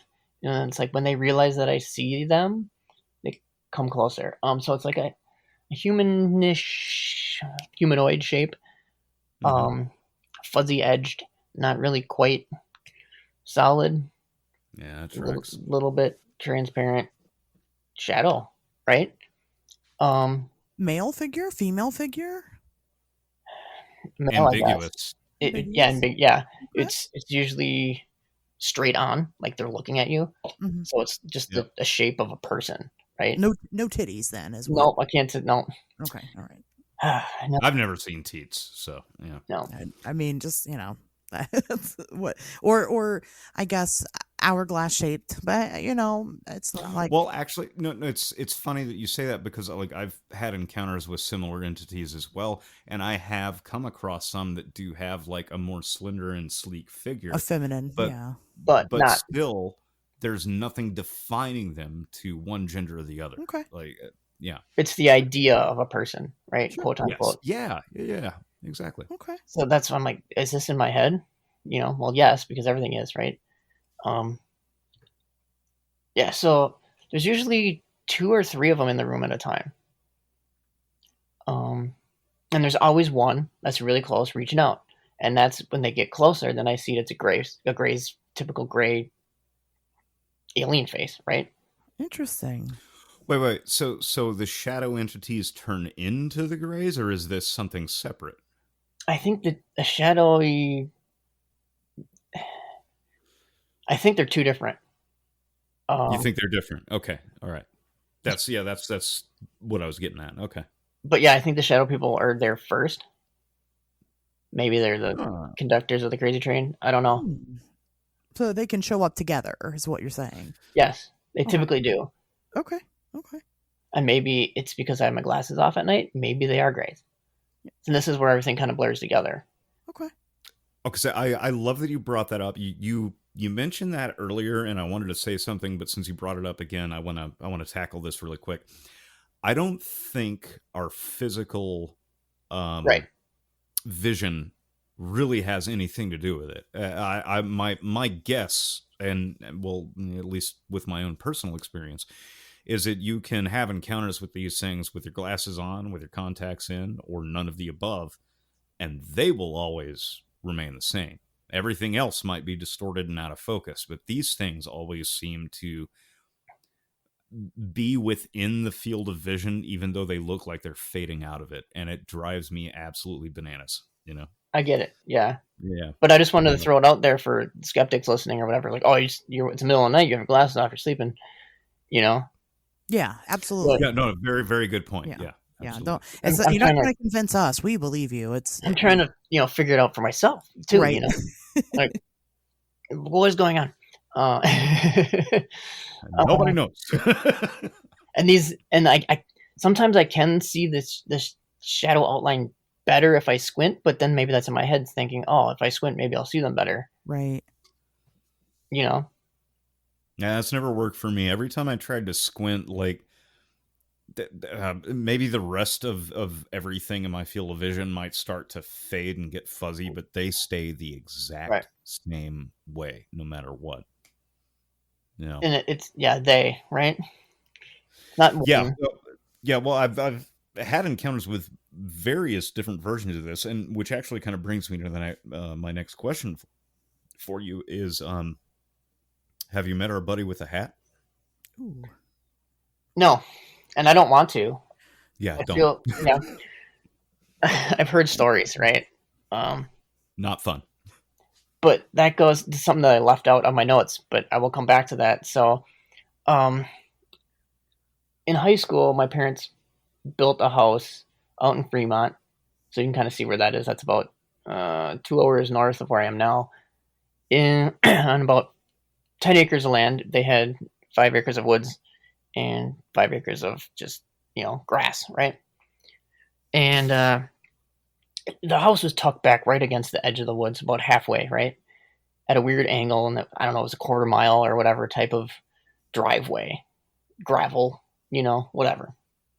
And the way that the front door was set up, because it was at an angle, you could see the driveway and the road, right? Like the road that connected everything. And one day there was, I saw them walking up. I'm like, oh, here comes some Jehovah's Witnesses, right? I'm like, okay, I'll let them talk, because I'm not an asshole like that. Like, tell me what you want to hear, and then I'll make my own decision, right? You came all this way. Tell me what you want. And I had the door open before they got there, so I kind of waited. I don't know how old I was. When were they out there after high school? So 18, 19, something like that, right? And walked all the way up, got on the front door, and did their little spiel. And I asked them stuff like, based off what you're saying, not to, whatever. Why are you recruiting me if you think 3,000 will only be saved and all this other stuff? Why don't you want to save a spot for yourself? And, I legitimately listened to what they said. And it's one the last thing. It's like, well, God created us and all this other stuff. And that's another ball of wax. I'll get later, but I'm like, so you're saying like God just is. So then why can't we just be? And that blew their mind to a point. So there were two people at the door. There's three total. Two came to the door. One was a guy. One was a lady-ish. And then the other one I didn't know I had a hat on. Right there you go. So I kind of, so, and that one just stood like in the middle of the driveway, like the length of it, like halfway. Only went halfway up the driveway. After that conversation, they're like, "Oh well, thank you. Have a nice day." In like a robotic like that. Have a nice day. Like I blew their mind. Like I blew their mind. Or short circuited their robot, whatever. And so I'm like, okay, thanks for stopping by. I wasn't a dick about it. I was like, hey, thanks for stopping by. I'll come by and see how you're, say hi to you if I see you, because you're just down the road or whatever. Like, okay, robot. And I closed the door, and I remember getting a drink of water. I'm like, oh, they're probably still walking down, and they were gone. Like you can't walk that entire driveway in 2 seconds, or however long it took me to get a glass of water. I don't know, 20 seconds. It was just like, where did they go? So then, being me, I'm like, what is going on? Where did they go? So I ran down, right? Like, where did they fall in the pond? Because there was a pond at the end of our, property that we got to fill for the house, right? And nothing. They're neither way of the road. They were just gone. So I think that was my encounter with the Men in Black, or whatever you want to call them. It may have been Scientologists, space true. Mormons. Sure. But why did one have a hat? No. Have you met? I mean, if you looked into L. Ron Hubbard, he did love his hats. But so this is kind of that. So should I get more recently stuff here, or you got any more questions before I jump ahead a little bit? I think I'm good on this leg. Asher's, how about you? Yeah, I'm. Let's continue. So I'm going into more recent things. So I don't know, a month ago or something. I saw these 3 blue ethereal beings with brilliant yellow shields under an overpass. Well, what the hell does that mean? Over. They, right? Roger. We've got the vector, Victor. Surely. Surely you can't be serious. Right. But I am. No. So these things, like, this is the first time I've seen, well, maybe not. Because maybe these are the things that I saw in the haunted house. They're very similar to that blue electric little things, like, not little, big, but distinctively holding a yellow shield, like neon glowing shield. I'm like, okay, I gotta record this. Like, how do I? So I used some AI in Photoshop to try to get close to what I saw. Did I send you that, Asher's? I think I did. I believe so. Yeah. That's close. Like, that's not the overpass. That's not, but it's kind of, they're misty things with electricity arms and some sort of face. Nothing I've really seen before. Holding yellow shields, like 3 of them. And then here it goes back to that yellow again that I saw, right. Yellow raincoat. I posted some of the stuff on Facebook, like when it happened, so I can go back and see what time it happened. kind of a date stamp. Mhm. And people are like, oh yeah, yellow is, something and that, and they have all ideas and theories of what that means. And then a few weeks ago, I was getting ready for bed and kind of just like decompressing and trying to, because I can fall asleep in like 5 seconds if I, kind of do my breathing and try to meditate and pass out, right? Well, right when I closed my eyes, I saw my great grandma's face. And I haven't thought about her for, since she passed when I was younger. I don't know, 7 or 8 or something like that. I don't even know when, right? A long time ago. And I saw her face in a pale yellow nightie to like her shoulders. And then I'm like, oh, what is that? And I rolled over and closed my eyes again. And there was the same vision, in my head. And I was like, for the life of me, I can't remember her name, which sounds bad, but it was always great grandma, right? Sure. No, that's okay. This is really bad, but yeah. And then kind of a catch-all here. I do bring my daughters out to look for the UAPs and stuff. I kind of touched on that earlier. Sometimes they're screaming in their room that there's monsters and stuff. Well, I'm like, okay, what are you seeing? I want to be really supportive because I believe there's something in your room. Right. Right? Because they're in mine too, It was like, Yeah. tell me what you saw, because I'll be like, hey, ask me first or whatever. What are you doing? Some are just standing around. I ask what their names are, like, their features, their colors. I'm super supportive. Like, tell me what you say about them. My youngest said that, there's another memory coming to my head of what something else happened later. That why they would know this term. She said that it looked like a gray ant. Ooh. Okay. Right? An ant head, which kind of is what like a gray looks like, right? These giant eyes.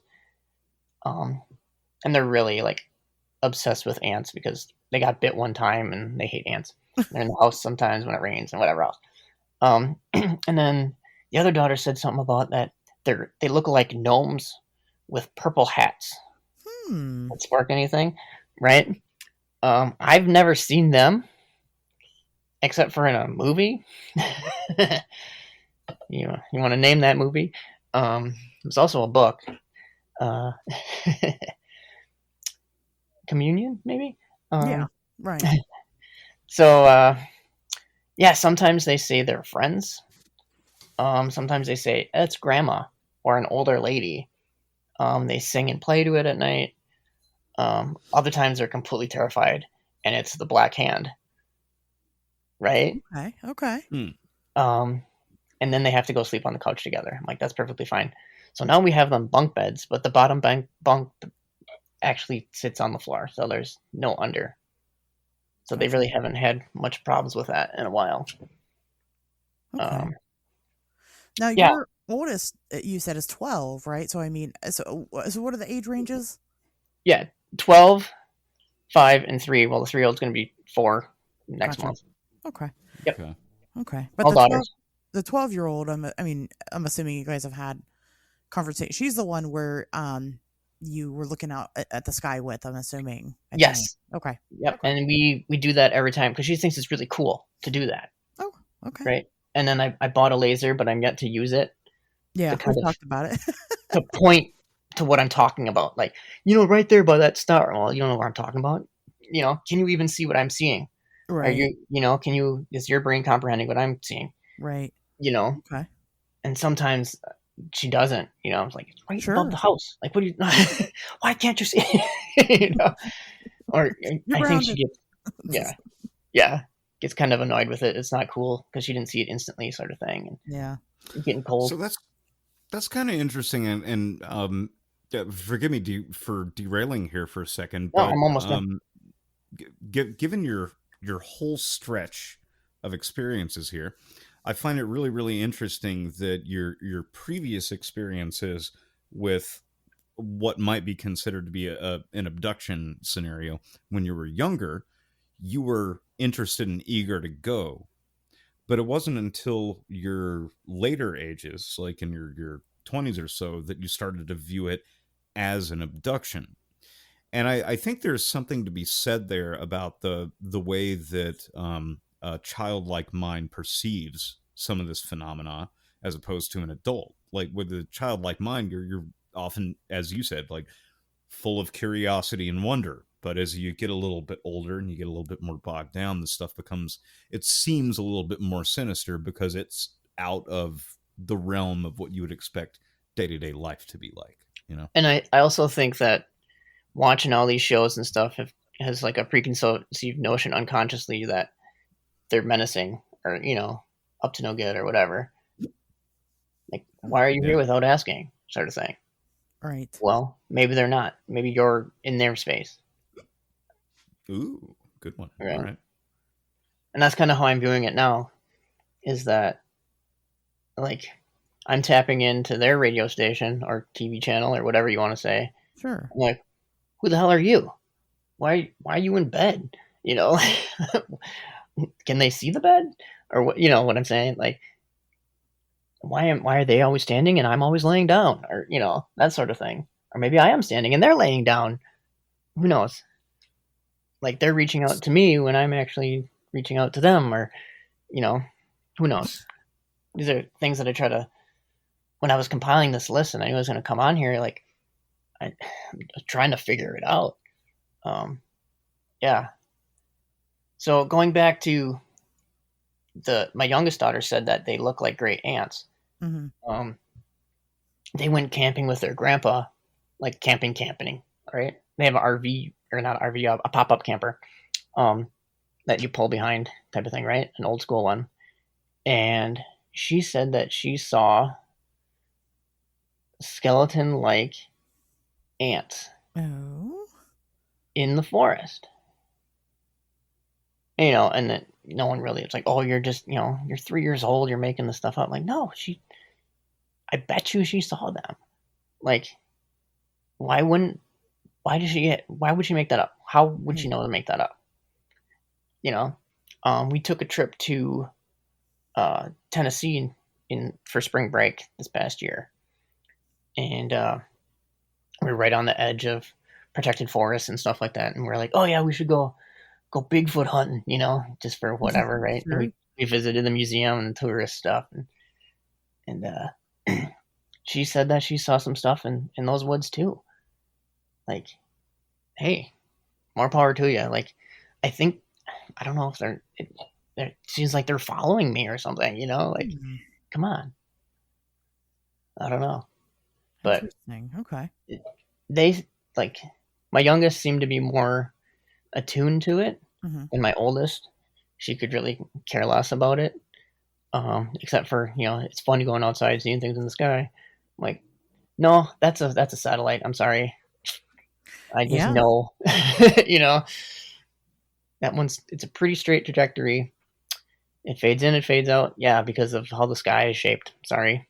Well, satellites exist. I mean, yeah. But yeah, so I don't know, everything that I've said, and it's just, this is as accurate as I can, remember it.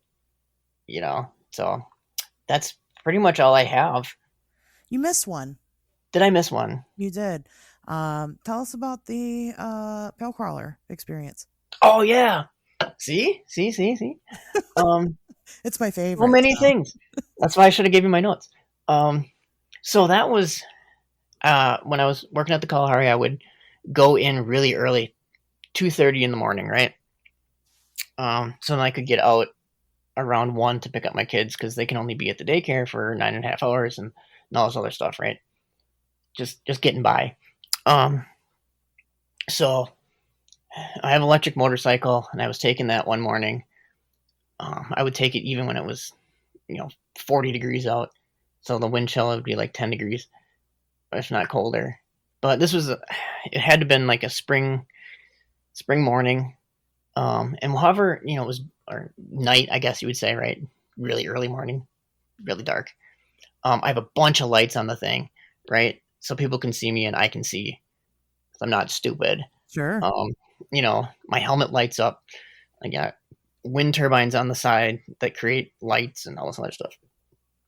So I'm like, okay, so I'm going on the interstate doing, 80 or whatever, I'm like, what is that up there? So I started to slow down. I thought maybe it was like a deer or something. Well, there was a deer, but it was dead, right? And I'm like, oh, there's something standing there. Is another deer eating that deer? Or what is that? And then it was like, because it was just out of the range of the headlights when I first saw this stuff. And I moved over into the other lane because I didn't know what it was going to do, right? Because I'd rather go into the median than, whatever. Mm-hmm. Trying to be proactive in my driving in the middle of the morning. And I went past it and it's like, what is that thing? And it looked like, what I researched is a pale crawler, right? It was eating this deer. And when I drove by, it like, because it was head was straight down, perpendicular to the road, right? So just on the side of the road, and it would kind of looked up at me, and like the head followed me as I drove by, and I remember these giant eyes, and it was more of like a skeleton person looking thing, but it wasn't. It was something completely different. It had a smaller head. But the eyes were big for the head, and it had just a face full of teeth. Just, nasty, bloody teeth from eating that deer. Wow, yeah. But it was like hunched over, It was on its toes with its knees up at its chest eating this thing. Have clothes on? No. Okay. That's not disturbing at all. No. So then I did probably about 100, you know what I mean? Like, let's not have this thing chase me. Yeah, I gotta go home now. Did it take down that deer? I mean, y'all would have gone home, but I have a complete and total disregard for personal safety. I would have copped a squat and just watched. And then you would be reading about my death on some random tabloid newspaper. But you know what? What a great way to go. Yeah. That's super creepy, man. Like, right? Like out of all the ones that you've shared, I think that one made my haunches stand up a little bit. And then, I've created that image in like a 3D model because I 3D sculpted it, and then I can 3D print it. Please share this. I would Absolutely. really love to see it. Can we make sure to add that to show notes or social posts? Oh yeah, he's done a lot of cool stuff. I have a Mothman and an Ogopogo. Yep. You got Ogopogo? No. I do. Yep. And then you sent Pat O, which I want one, a UFO. Yeah, a TikTok. Oh man. Yep. Drew, this is my first introduction to you. You better believe I'm going to be looking up your work as soon as this conversation on my website. Yeah, Drew makes up a lot of really cool stuff, and the Lola Bunny that you oh yes you made for me, isn't that 3D printed? Yep. It's beautiful. She's dressed in a sexy witch costume. It's great. So that's not up your alley at all, No, not at all. He's not just a weirdo. He actually, he does stuff, and you guys should check out his stuff and have him do stuff for you. You got to put it in that mantle that things turn on and off by itself. Yeah, true. That's very true. Speaking my language, I swear, if you send me any product that's haunted, I will be grateful for it. I can't guarantee that. Yeah, haunted stuff is always the best stuff, right? What were we talking about? Oh my gosh, like what? Haunted stuff. I got a story about haunted stuff. Go ahead. Yeah, well, you're here. So, one of the first times I met my stepdad, lived up in Kaukauna or whatever, so it's kind of far away, in the middle of the state-ish, whatever. And he had a Ouija board in the closet, right? I know how you feel about those, but I'm like, yeah, these things are BS. He's like, you know what? We were playing one night. We asked it its name, and it started on fire. That's why it's in the closet. Oh, it did not want to talk to you. So don't ask it its name. I don't know. I don't think I'm a firm believer that it has nothing to do with the boards themselves. It Right. has everything to do with the people channeling through them. Yeah. That's Or where that's it where. is in physical space, right? That particular Fair house. point. Fair point. It's actually something I'm hoping to experiment with quite a bit, a little bit later this year. So we'll see. Ooh, very There you go. fun. Oh yeah, I've got some serious talking board experiments lined up this year. Synchronicity. Yeah, I own a couple of them. I don't get the hype. We'll do them. I prefer the spirit box over the spirit board, personally, because Agreed. because Agreed. people can. Yeah. I'm not influencing that, right? And for like evidence purposes, for other people to see it, they know that. Well, that's what I find really interesting about the boards themselves, though, is because it eventually it does end up becoming kind of like a mirror of your own internal psyche. Right. So I guess you could say like you've got a better chance of contacting your subconscious self than you do some sort of disembodied spirit when it comes to practical methods of divination like that. Yeah. But it is still something worth noting. And like last year we started this experiment, and now I'm trying to get like trying to build the litmus test for all this stuff. But we've had planchettes move on their own. We've had repeat names and numbers come through. So I don't know. There's something interesting going on there, but I'm not necessarily convinced that we're talking to things beyond yourself. Yeah. Right? Yeah. But yet again, that could be like we know little to nothing about the human consciousness and its capabilities. Right. And that could be a useful tool for yourself, Yeah. Is it just a self-meditative tool that you're tapping into something else? So now you're actually tuning into your surroundings. Who knows? Well, that's why Flood's going to experiment with hoping to build the data set, man. Like that's what I'm going for. We'll see. I hope you do, because I think that is, like I said, I think it's useful. But if I'm trying to make contact with something else, my preference, spirit box. Oh, hands down. Yeah. Which I think is actually pretty ingenious, although I'm getting a little burnt out by all of the bells and whistles versions that are coming along. Actually I picked up the schematics for Frank's box, and I'm going to build one from the ground up. Smart. That's a good idea. Yeah. That's a really good idea. I'm not handy like that. So maybe I'll buy one from you, I got you. No. If the first one actually goes out all right, like if you'll cover the cost of materials, I'll make one for you. That sounds good to me. So let's get back to let's see here. Flood, out of everything that you've heard Drew talk about, do you have any questions, any follow-up, anything you want to clarify? Anything I missed in my own life? No. Actually, I was just going to say, like, Drew, it sounds like you have a pretty broad connection to layers of reality that are just beyond reach, like I think a lot of us do. So the one question that I have is, I mean, would you be willing to come back and talk about it again as you move forward on your journey and you have more experiences? Because it sounds like it's not done with you and you're not done with it.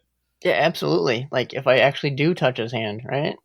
Like, oh yes. God, yes, please. Yeah, we want to hear about this. Yeah, 100%. I want to say thank you so much for your vulnerability and your willingness to share all these details with us. Like I said, it speaks volumes to me because you and I have had actually some pretty similar experiences. So I appreciate you sharing that with all of us, and I'm hoping it'll tap into somebody else's ears as well. Right? Yeah. We can be all crazy together, right? This is not easy stuff to talk about with most people. Yeah. So when you have the opportunity to share it with others and hopefully make other people feel at ease, it's like a therapy, right? It's more therapeutic to get it out there, and then you have a question about it, and it's like, oh yeah, and then you have other people to discuss it with. Right. I mean, I'm just curious. At this point in your life, do you have any of your own theories? It sounds like you think about it a lot. You try to rationalize it. Have you landed on any answers at all that feel right for you? Just gonna kind of take it as it comes, right? Like, sure. I'm not supposed to know is where I'm at. Okay. Like, you're gonna come in my room in the middle of the night and hang out? all right, just be quiet, or or whatever. Which what I'm sick of asking it what it wants. It's not going to Right. answer that. Like, It hasn't answered in 38 years, so it's right? Why don't you ask it what it needs instead? Sure. yeah. You want me to come with you? Like that's where I'm at right now. Like I'm gonna, are we going to Lanulos? Like Yeah. what do we do? Hop on. Oh man.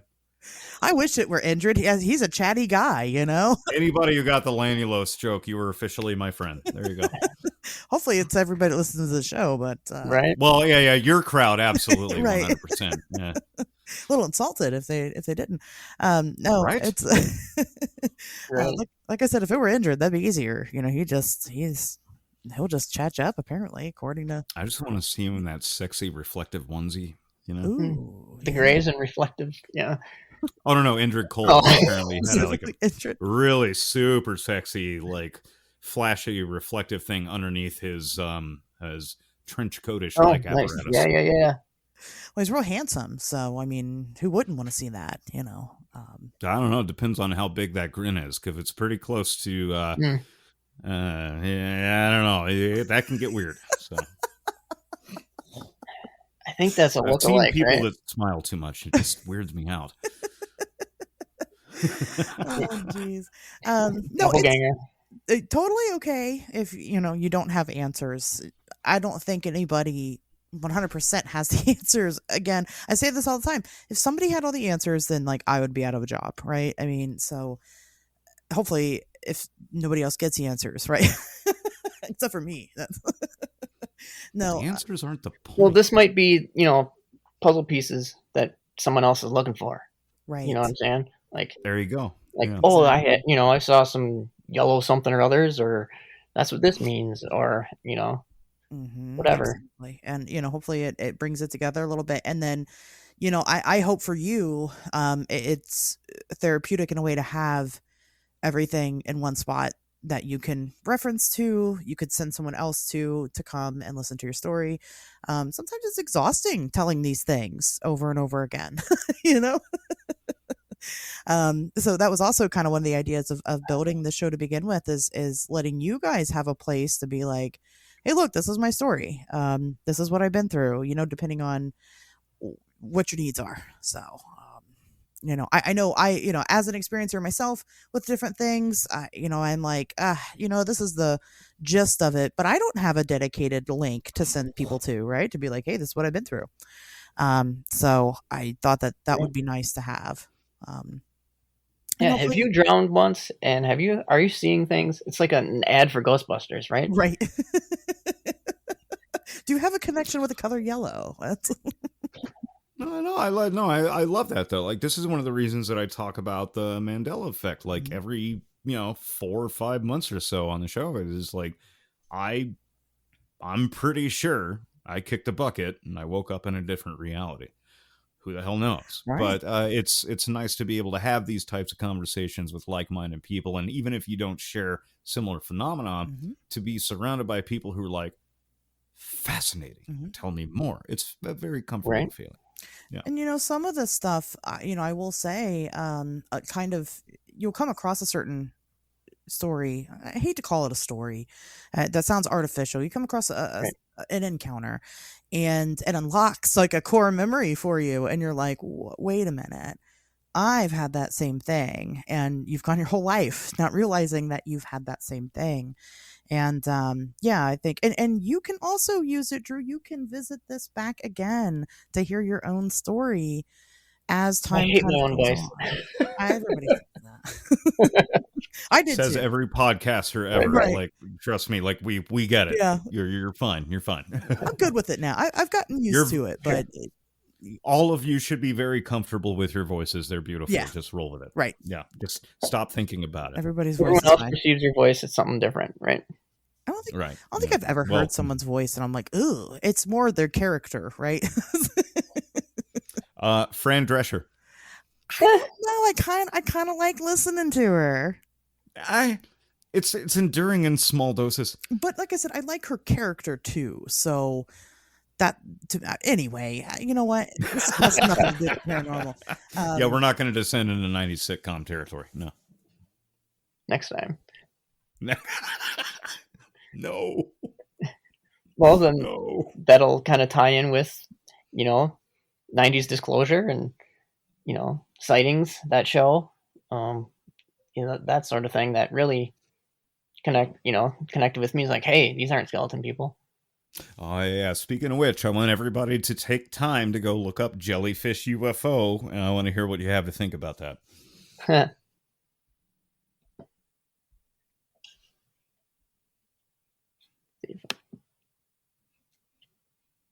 It's the most recent UAP outbreak on all the news channels. Have you seen this, Drew? The Jellyfish UFO thing? I'm searching it right now to see if it's what I think it is. Yeah, it would have been like if you use the time parameters to set it up for like the last 48 hours or so, you'll probably see plenty of it. Probably not. Let's see. Oh man. Oh yes, like the thing from Star Wars. Like, yeah, it totally looks like it. The droid from Empire Strikes Back, right? Yes. Yes, that's exactly what I saw when I first saw it as well. Bravo, sir. I thought it looked like bird poop on the screen. Yeah, that's what a lot of people have been saying. However, if you do watch the video, it moves not only from point A to point B, but the object itself also moves in some pretty strange ways. So, yeah, I've seen that. Yes, I haven't analyzed it further than that. Yeah, I mean, there's not much data beyond that. This is the thing that drives me nuts about all of these. No, we're going to release these videos to the public with little to no context, Right. So, I don't know. But I do think it will be a very, very interesting year as far as the UFO topic goes. I think we're going to... as a collective consciousness, we're starting to unlock it. I agree. No, I really do.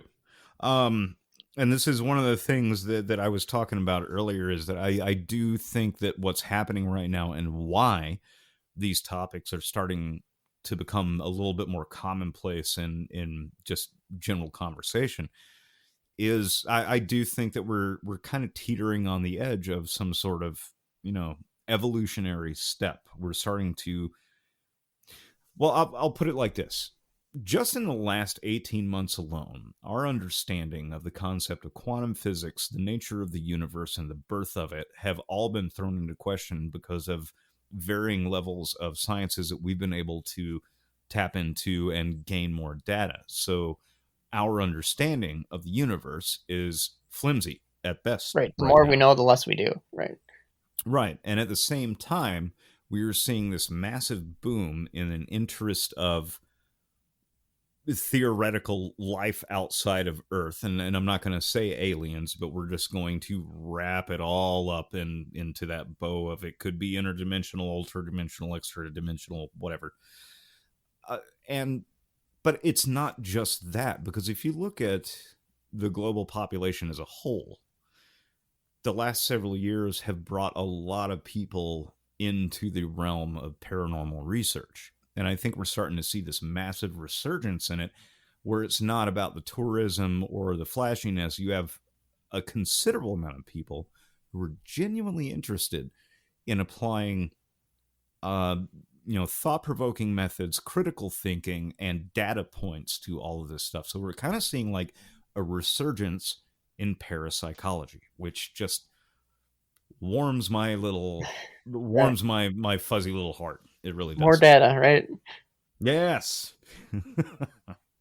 I specifically remember there was an article or a news snippet that they Stanford or whoever, some collegiate experts, did an experiment with crossword puzzles. All right. And ooh, yeah. Do you know where I'm getting? That they did these crossword puzzles, and they timed them, and however many they got right, whatever they got right. And then the next time they gave them old crossword puzzles that the answers were already out in the universe. People already figured them out. they got more right faster. Yeah, and as the more they did it, the more increase of right answers they got, which I found truly fascinating. I mean, there's something to be said for that, and I think that not only does that speak to the concept of the collective consciousness or the collective unconscious consciousness, but it also kind of bleeds over into the concept of remote viewing and things like that. Right. So a lot of this stuff is way more tied together than I think we're really willing to admit, because at least what I've discovered in the last several years is that when you start going to the paranormal communities, man, everybody just wants to stick with their one thing, and everything else is just horseshit to them. So, you know, people who are UFO people are like, ghosts and cryptids are bullshit. And people who are Bigfoot hunters are like, aliens and ghosts are bullshit. It's ridiculous. I argue that it's all the same thing, and Jacques Vallée was right. And then they tear each other apart incessantly. Right. Yeah, they do. Yeah. We should be lifting each other up. Yeah. Well, I've experienced all the above. Absolutely. You know, so that you have, and this has been one of this has truly been a fascinating story, Drew. Like, seriously, thank you so much for. Well, there's one thing going through my notes one more time here. Okay. Stemming back to my ear infections, right? So, I got COVID twice officially, probably 3 times, and now I have this ringing in my ears, the incessant ringing, right? I've had it checked out, and they're like, it's neurological, it's a COVID related thing, and I think that's kind of suppressed a lot of it because my brain is trying to tune that out as opposed to tuning into something else, if that makes any sense. So I think the ear infections kind of helped clear my head and allow this in, you know, after that was all taken care of. And now, I don't know, just kind of laying that out there. I don't think any of us do know, but that's the whole point, though. It's like if there's some correlation between inner ear, brain comprehension.